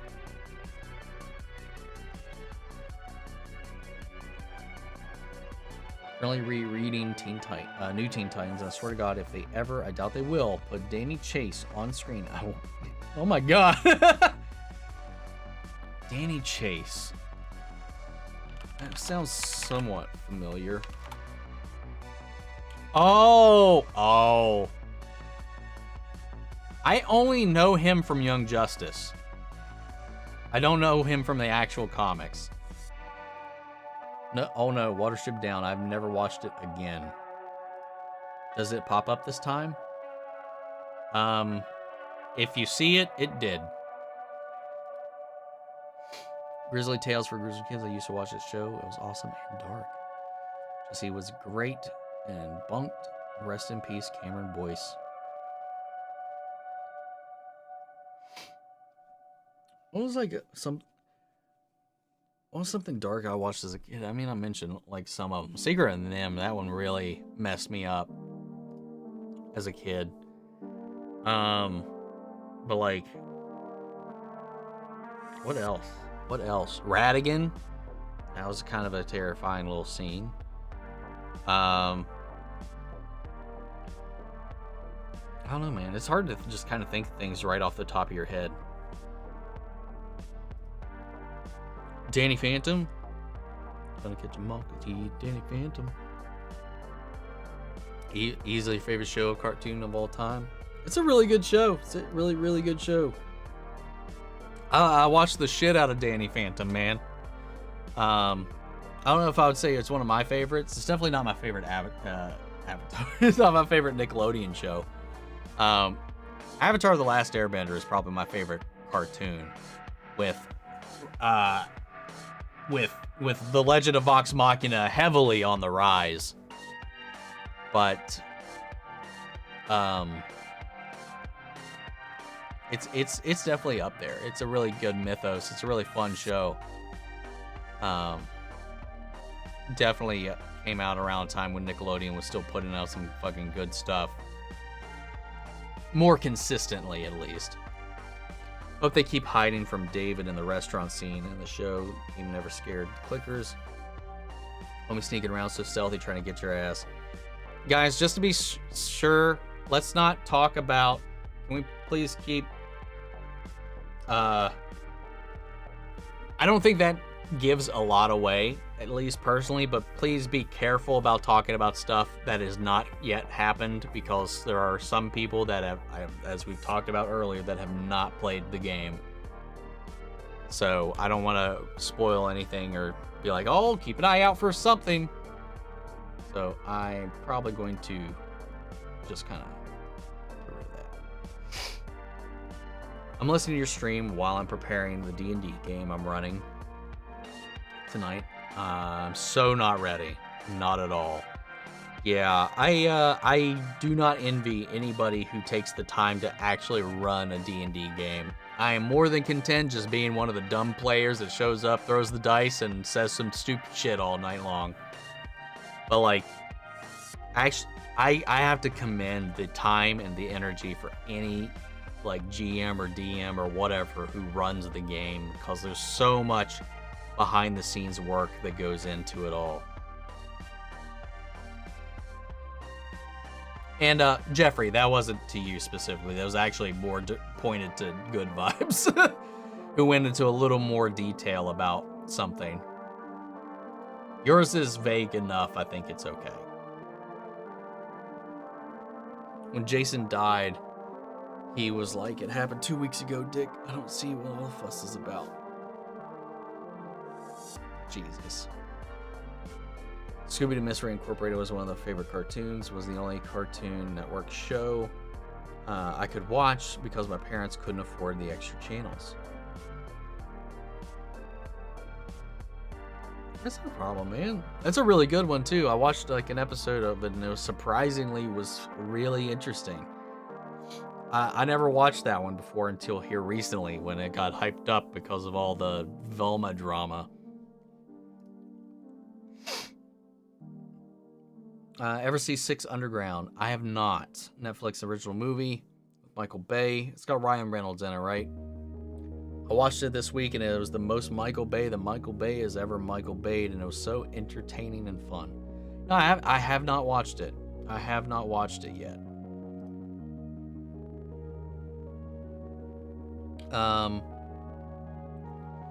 The last Michael Bay film I watched was Ambulance, which I really enjoyed. But I mentioned in my review for that movie was like, it seemed like that was the first time that Michael Bay has ever worked with a drone, because there were some drone shots that just make absolutely no sense, and it's just hilarious to me. I was audibly laughing in the theater because of it, but the movie was good. I actually really liked it. It was tense as hell. Years ago, I rented Bridge of Terabithia and watched it with my niece. I thought it was a nice, fun fantasy film. It gets real dark. Had a crying niece for an hour. Yikes. I've never watched the movie, but I've heard and seen the scene, and oh my god. I can't even. That shit would have fucked me up as a kid. I didn't think Jason dying was a big deal. He said it in Dick's face, you know, Jason's brother, while he was breaking down. He never wanted to strangle somebody. So, yeah, that's just so insensitive. But he seems like one of those kids, you know. He's like, he's not fully emotionally there. But yeah, I get you. Hey, no problem, Jeffrey. No problem. It's not you, man. Always return to Pokemon the Indigo League series, which I still freaking love. Me too. I remember accidentally saying someone you know who died in The Walking Dead and then didn't mean to. Yeah. There's some things where you're just like, you assume because it's been so long, everybody kind of knows certain things, like the Dumbledore situation. But you never know. It's hard to know. And then it's always rolling the dice, and am I going to be the dick today? Maybe. We'll see. Sorry about maybe spoilers for The Last of Us. We'll still think about it. We'll keep in mind. Like, you didn't get too specifics except for the name that you called out and maybe what might be happening. Because, I mean, there is a mystique and a mystery to the character at first, and I think that does kind of give it away if somebody's like, oh, this person named X just showed up. Are they sketchy or not? Now they might be like, oh no, well, he's X and X is going to be X and X later. So, you know, you got to kind of think ahead about that right now, because there's a lot of people who've never played the game who's watching this show right now. It's not a childhood cartoon since it's recent, but Tangled, the series, is actually pretty good. I was actually expecting something meh, and I ended up being impressed. I like the art for it.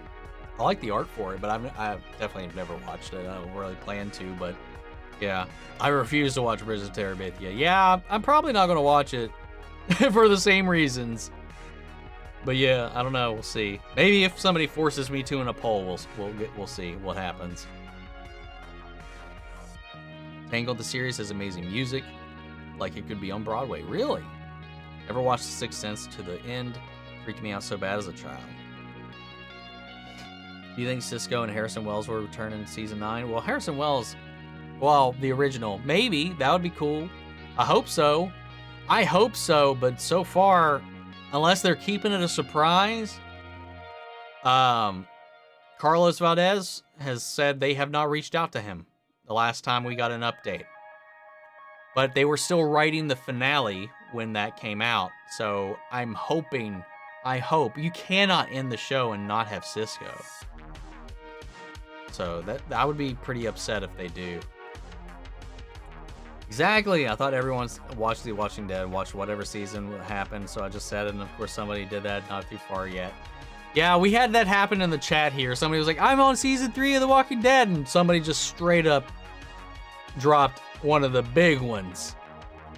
Like later in the stream, I think they came in after that had come up, and it was just like, they're just like, oh no, they die? Oh no! I was like, God, son of a bitch. I feel so bad when that shit happens, man. With the new trailer for Legend of Zelda, not Zelda, Legend of Zelda Tears of the Kingdom, are you looking to get it? I'm probably definitely going to get it, but I also still need to finish the first one. I still need to finish Breath of the Wild. I've talked about this many times on the channel. I 100%ed the adventure, released all the temples, all the challenges, the Master Sword stuff. I've got max stamina, max health, and all that jazz. I haven't found all the the Korok seeds because fuck that. But I've just put off actually finishing the story. I've not actually just finished the story because I'm just sidetracked running around doing everything else. So hopefully I will eventually go check it out. I feel society fandoms need to agree on spoiler time frame allowance. Yeah. Yeah. I do think that like after like so many years, I don't know a comfortable time range. Like it's okay. Well, you should, if you really like this, you should have figured it out by now. But it's hard to know when people are just starting, because some people are just starting some of these shows. Like we got people, Walking Dead is over, but I know some people that have just started Walking Dead, and it's just like, shit, what the fuck am I supposed to do? What's the worst movie I have ever seen? The Turning is the first movie that comes to mind. I know that is not true because I've seen Samurai Cop, I've seen Birdemic, I've seen The Room. Birdemic is worse than The Room, but my God, it's so entertaining to watch. I don't know, well, to be fair, I don't know if I could sit down and watch it, sit through it again. Samurai Cop 2 was fucking terrible. You know, if I gotta be honest, and not because like the worst movie ever, it's one of the big ones, but it really is Birdemic. It's so laughably bad, but so I don't know. But if we're talking like a movie that I saw in a theater, dude, probably The Turning.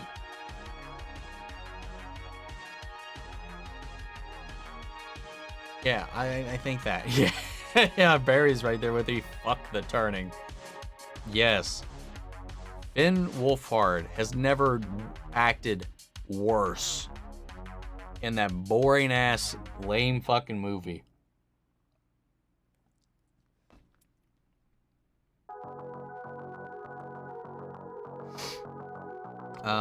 Whoops. We actually have chats in here. Whoopsies. Tangled is the best Disney princess movie, the best couple, and the best couple song, and I don't care what anybody says. You're wrong if you disagree, and opinions are fine, but not in this case. Tangled, it was good. I liked it better than Frozen 1. Frozen 2 I liked better than both of them. But I do like Tangled a lot. It's my favorite Kingdom Hearts world outside of the Caribbean in Kingdom Hearts 3. Because it's so pretty. But what I was gonna say, I got sidetracked. I think best Disney princess.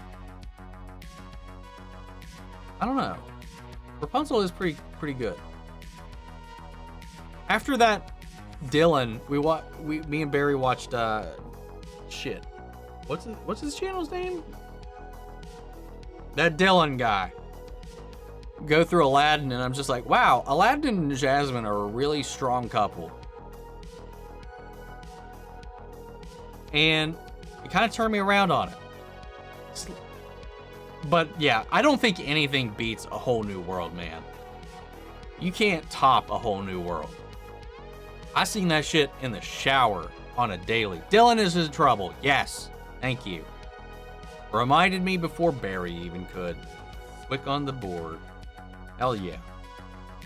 We watched his breakdown of the movie, and it was like, it reminded me, because I honestly haven't seen Aladdin in a long time outside of the remake.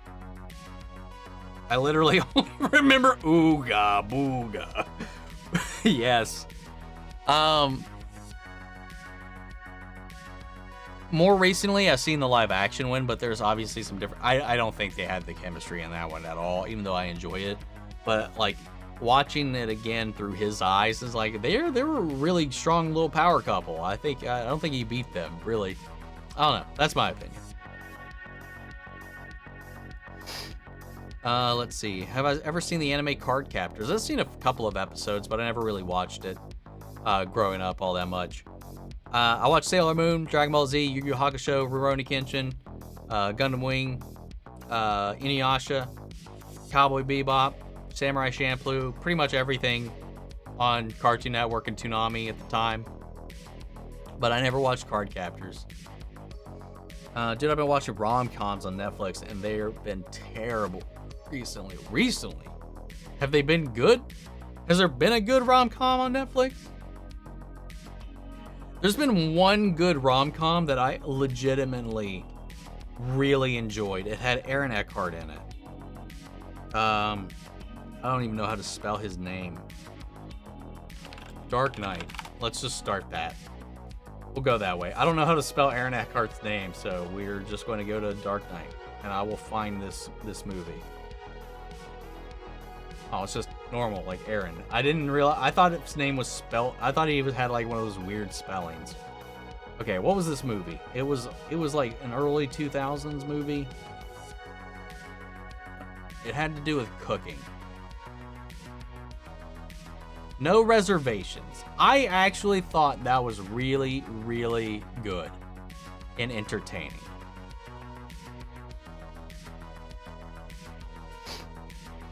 One movie, though, I don't think it qualifies as rom-com because it will shatter your soul, is Eternal Sunshine of the Spotless Mind. Because, my God, that movie's so fucking good, but I don't ever want to watch it again. Much like What Dreams May Come with Robin Williams.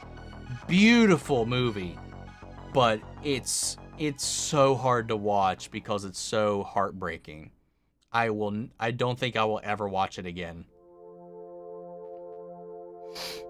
I hope Suicide Squad Kill the Justice League actually comes out and it's good. I hope it's good. Everything about it screams terrible to me right now. It's really good. Supergirl's Win actor is a voice in Tangled, so yeah, Broadway is not wrong. That makes sense. Great voice from that guy. How excited are you for the Mario movie? More excited now that we got that little commercial teaser that came out the other day. I thoroughly enjoyed that. As much as I hated the Super Show as a kid, it still has that nostalgia factor in my brain when I hear the tune all the same. Worst movie equals Halloween Resurrection. Watch Birdemic.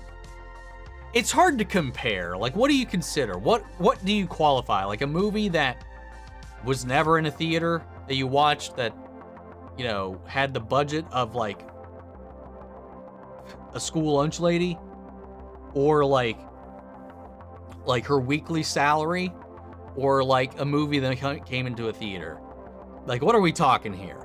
Because Birdemic is the worst thing I've seen. And I'm sure, like, if I haven't seen any of the Neil Breen movies, I'm sure those would probably, I don't know. I don't think.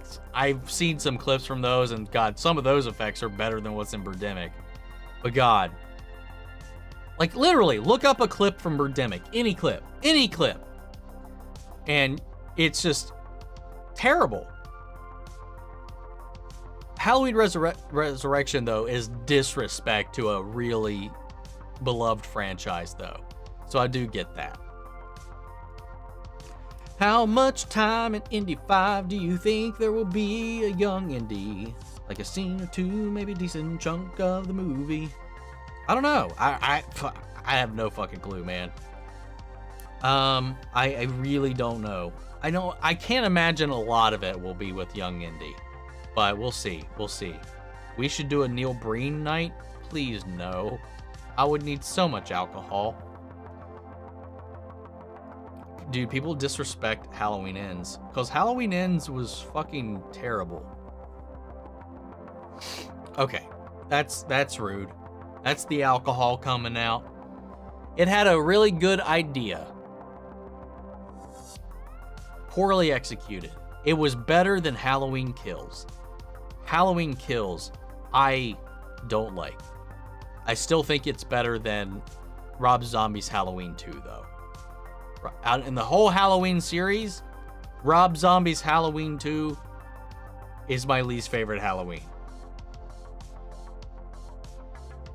And I thought it's a really great twist, and Rapunzel is OP as fuck. Was she magic? I thought she lost her powers. Oh, it's a prequel, isn't it? I don't remember. I don't know. Anyway, hi. Honestly, I was not excited for Super Mario Bros. Movie, but the new marketing campaign has me really intrigued. I probably end up preferring the advertisements over the actual movie. We'll see. I was like kind of in the same boat, but everything I see just seems like they really actually care about the legacy of this stuff. Even if they don't want to give Charles Martinet a role of importance in the movie. Fun fact, in that little commercial, the actress playing the woman in the commercial for the movie's commercial of the plumber commercial bro show commercial is the voice actor that played Peach in the Super Show. That's cool. But like, I don't know. The more I see about it, more like, again, the Chris Pratt of it all, it's fine. I'm over it. I don't care anymore. But I'm the more I see about it, the more that comes out about it, the more I'm excited for the movie. I think it looks like it's made by a bunch of like people that actually have like a love and reverence for that world. And hopefully if it does well, maybe we'll get more Nintendo stuff and we'll have a Smashverse. What if we have a Smash movie and it comes together and they, instead of fighting Thanos, they fight the Master Hand? Let's see. I've been getting spoiled by Pops. Oh yeah, Pops are notorious for that shit, man. Because the lineup will leak early. Toys are the biggest killer of spoilers right now. Because like they have to be made years in advance, months in advance of a movie's release, so they have to be up to date on everything that's coming out. So that stuff can get out. Employee wants to be a little shitbag, or orders go out to a store or something like that. Listings get leaked and stuff like that. Pops and action figures, Lego sets have been major sources of like plot leaks in movies as of late. I'm really slurring words right now. Never watched The Happening. That was pretty bad too. Yeah. The Happening is definitely up there. That is for sure. Hey, Darren, what's up? Darren McClement in the house. What's up, buddy? You throw a stick and you hit a Korok. They're still weirdly hard to find. Well, there's like 900 some of them, right? And you get a stupid piece of golden poo if you actually find them all, which is such a fucking slap in the face. Fuck you, developer. That is bullshit. If you really want me to find them all, give me something of value. Eat dick. Fuck the turning. Seen a counter movie called Street Kings recently with Forrest Whitaker and Chris Evans. It was a cop crime movie. Never heard anybody talk about it before. It's great. Underrated gem. Never heard of it. I have never heard of that. But I think Keanu and like a cop crime thing, it just makes me think of Point Break. Just looked it up and it's a 3.9 out of 10 on IMDb. Halloween Ends was an interesting choice. Some parts just kept reminding me of Megamind because it was much rather, I would imagine, Hal being raised by a killer by Megamind than by spoiler by Michael. Yeah, I'm right there with you, I think. Have I seen Boss Level? Doesn't sound familiar. I don't think so. Boss Level is so good. Great time loop movie. Oh, fuck you. But no, I have no idea what that movie is. Frozen, not bad, but the promo and the merch has killed any love I had for it. I feel you there. Metroid Prime just came out. It's better than ever. I'm waiting for the physical copy to come out on the 22nd. I'm going to go and buy that. I've never played a Metroid game. I've never played a single Metroid game. Ooga booga. Jurassic World Dominion's most recent hatred. Ellie and Grant fighting bugs. Owen and Grady has dinosaur stop in hand. As just a joke, I would love it if Mario in the Mario movie tried just putting up his hand to Bowser. Or Yoshi, even. If they did it to Yoshi, that would make even more sense. That would be fucking fun. That'd be hilarious. Yeah. There's some good ideas. There is some good stuff that was in Dominion, but it's like 10% of the movie. That guy is so funny. His Ratatouille one is my favorite. The Ratatouille one was great. That was a really fucking good one. Oh. Definitely agreed. Frozen 3, Zootopia 2, fucking Toy Story 5, bro. When will Toy Story end? When the money stops coming, man. I guess. It's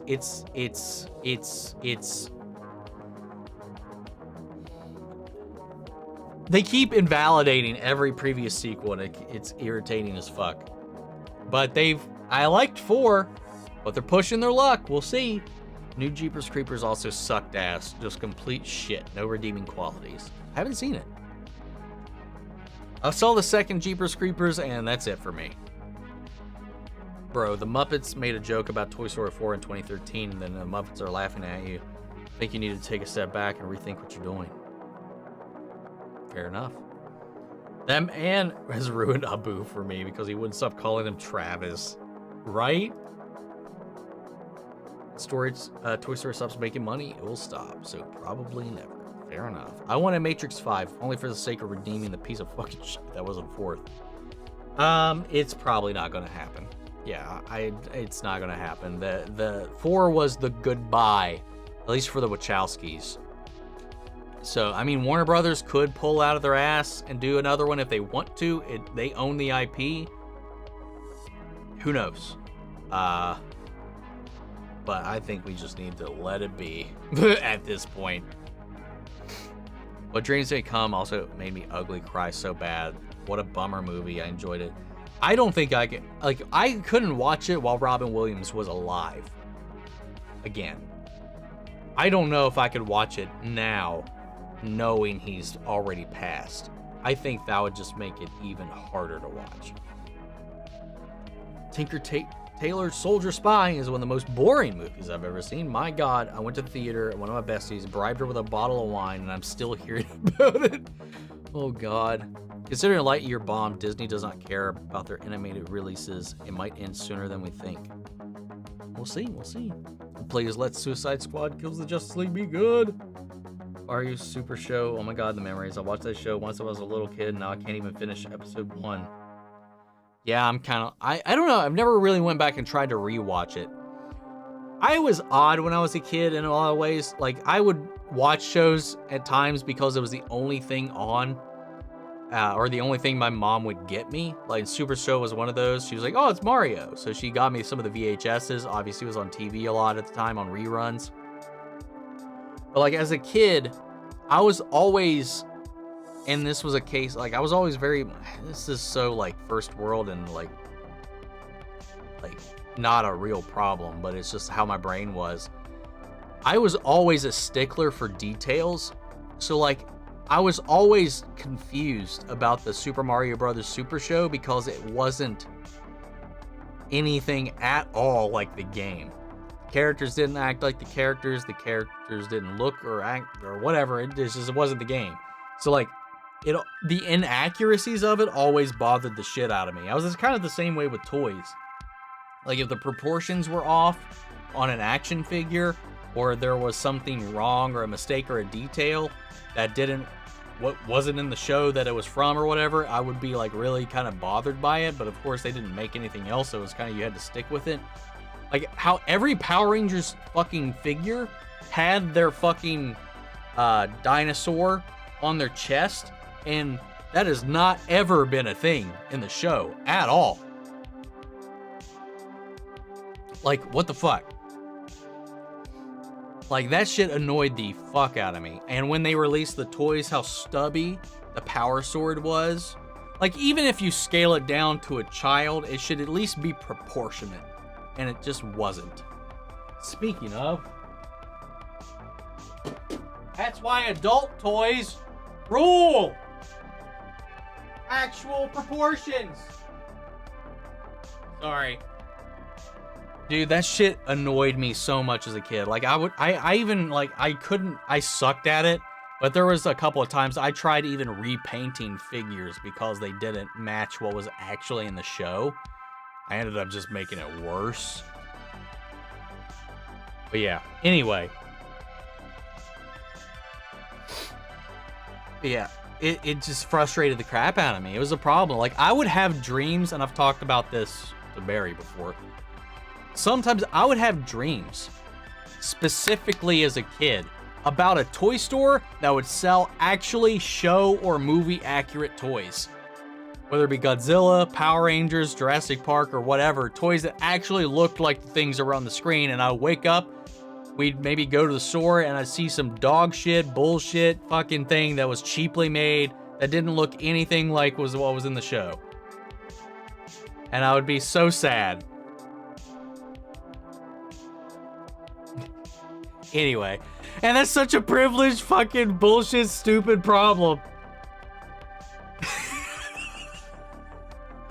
First world garbage stuff, man. Anyway, out of context, half of what that I just said probably sounds insane. Jeremy Jordan's vocal range is insane. The whole cast, all the Arrowverse, are amazing singers.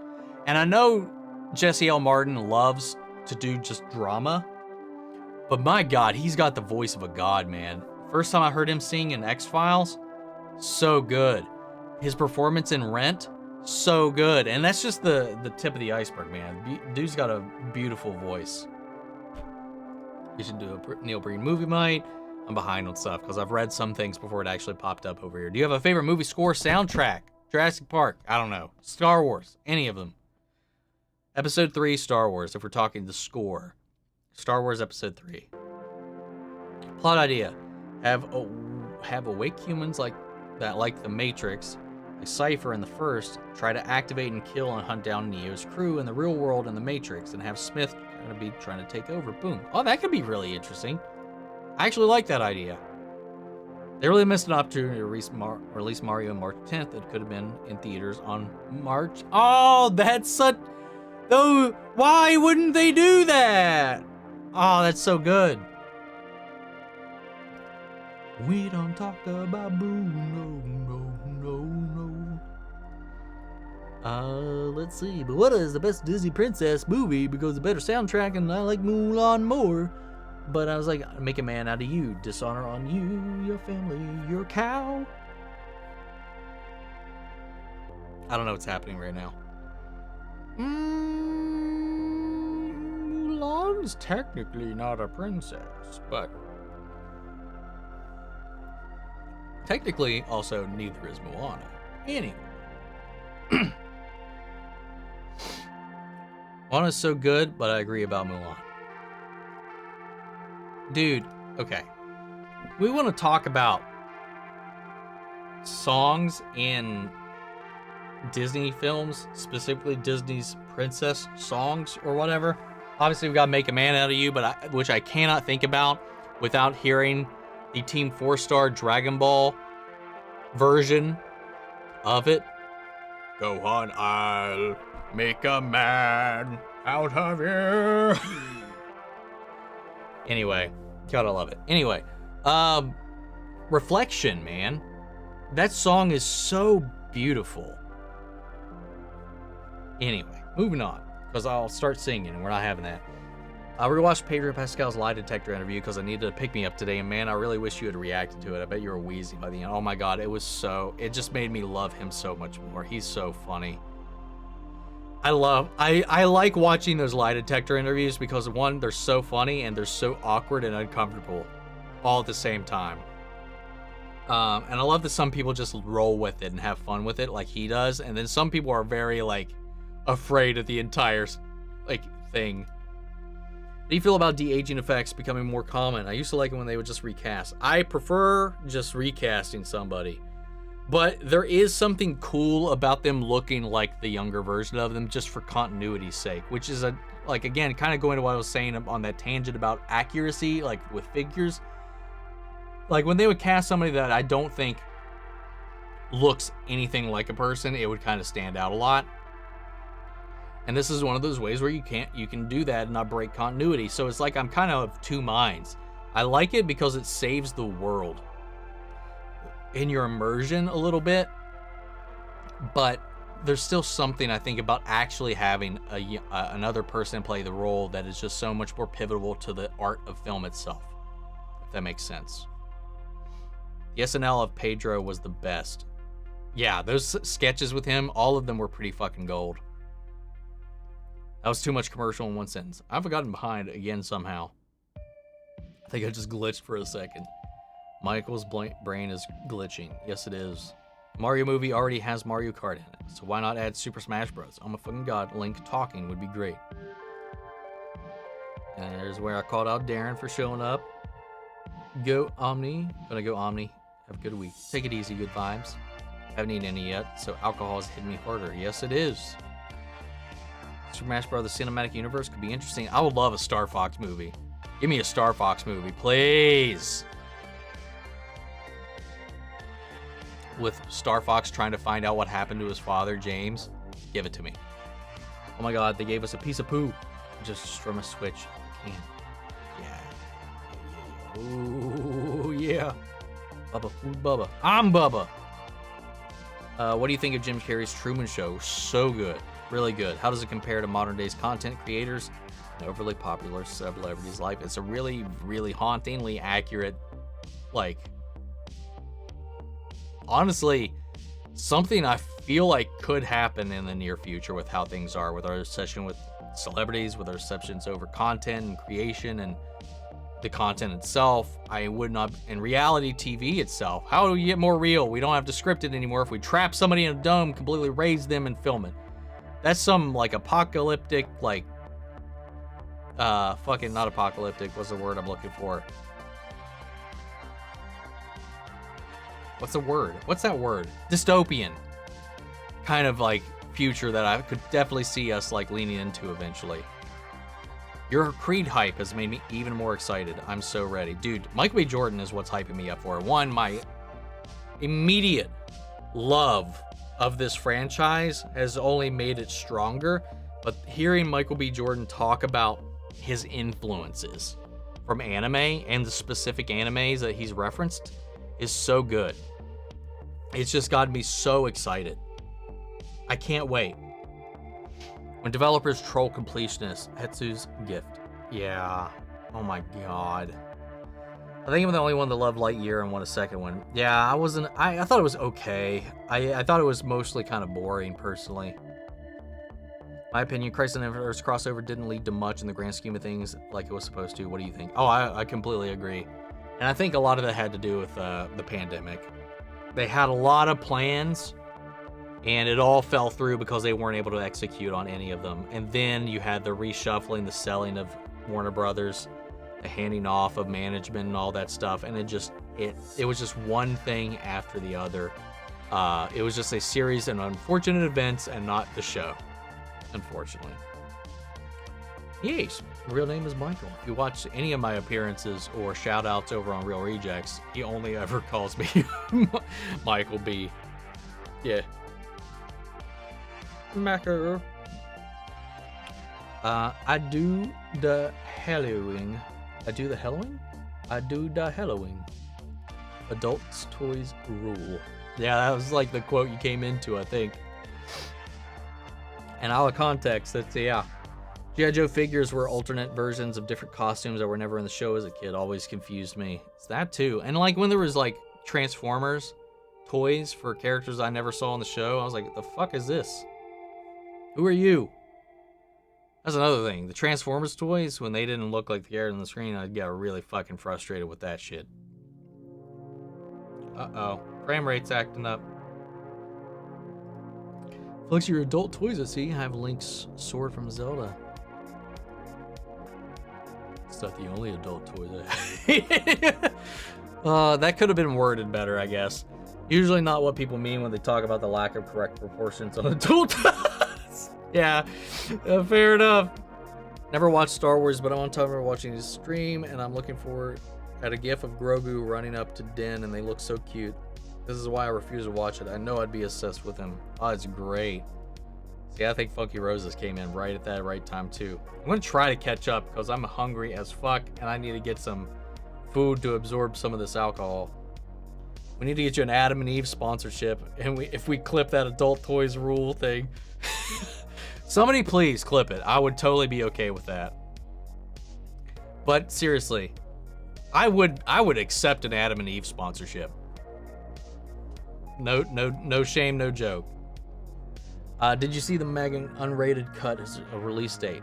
Somebody mentioned it earlier, and I might actually. I haven't seen the movie yet, so I might react to that one. See. Jesse L. Martin was in the original broadcast cast of Brent, wasn't he? I remember him from the movie. I think he was in the broadcast in the Broadway run, but I remember him most from the movie. Open your door, I'll be your tenant. Don't got much baggage to lay at your feet.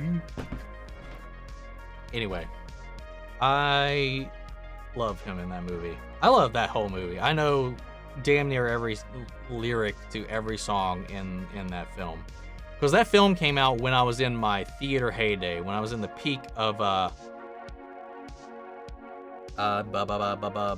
show choir.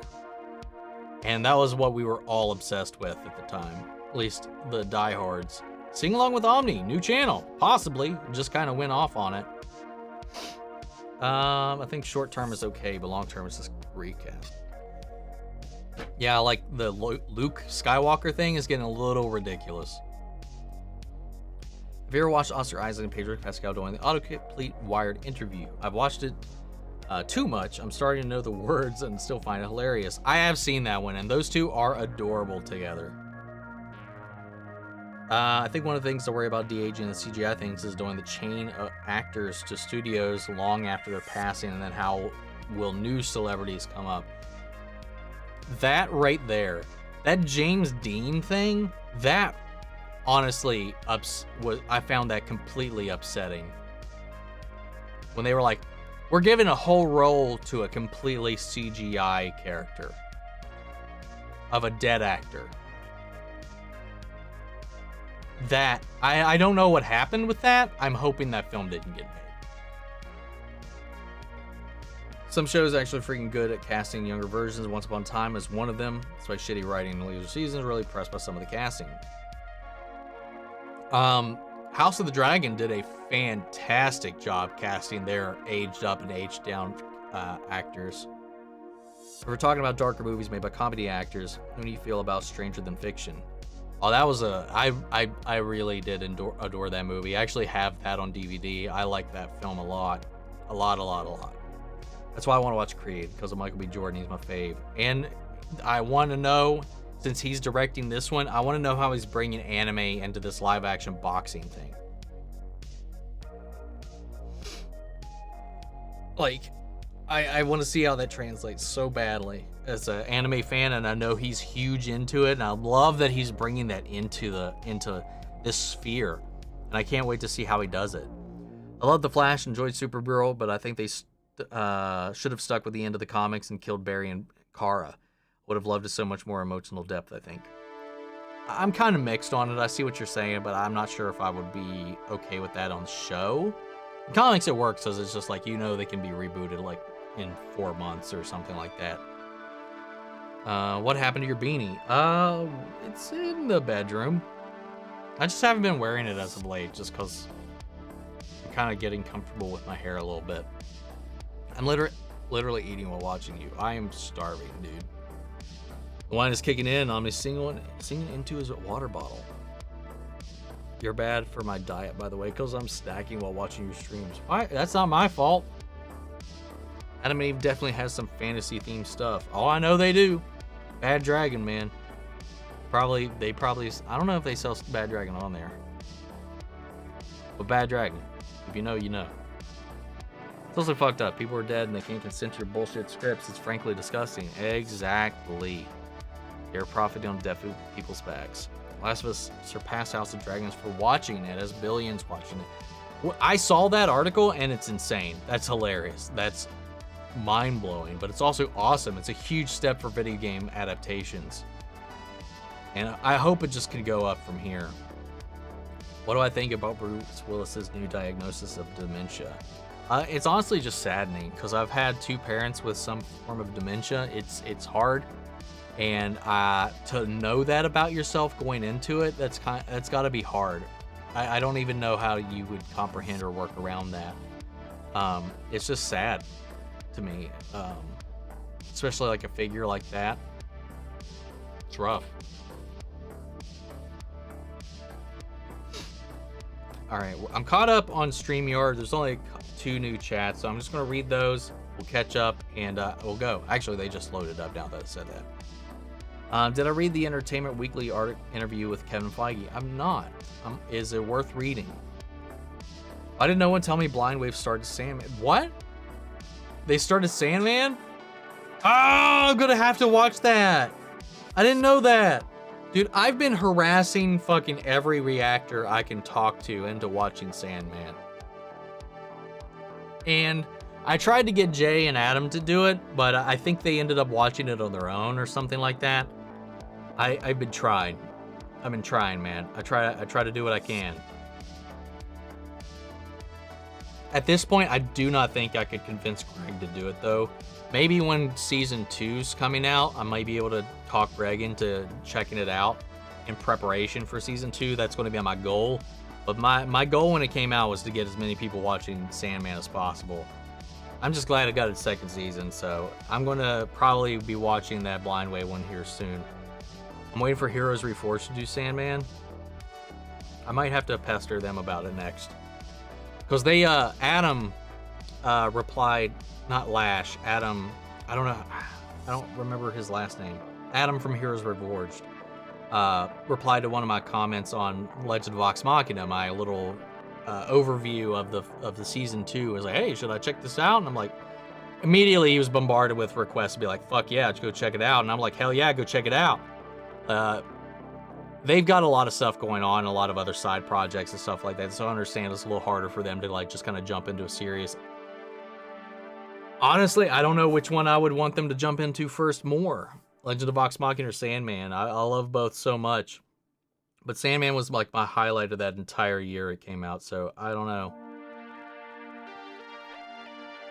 Nikki and Steven, they were also great. Anyway, guys, I'm going to go. I'm starving. I'm going to get some food. Work off this buzz a little bit. So you guys got me to sing on stream for like a hot minute. Even if it was kind of like little bit of a, I don't know, I thought it was okay. I could do better. I could do better if I tried. Anyway, have I heard of Movie Fusion Reactor YouTuber yet? I've asked you before. I still have not. But guys, thank you. Thank you for the super chats. Thank you, Christopher. I don't know if you're still in here, man, but thank you for that massive super chat and everybody who's contributed. Heather, Scott, Chris. I don't know if I'm missing anybody. I hope I'm not. Yeah, I think that was everybody today. Thank you guys so much, and everybody hanging out and for putting up with me here today. I said we were going to call this short, and we ended up going over actually. So we pulled it through. You guys came in clutch there at the end by keeping me going, keeping me rambling. The alcohol probably helped, but I'll see you guys next week where we can finally talk Ant-Man spoilers, and we'll get into the swing of things. But guys, have a good rest of your weekend.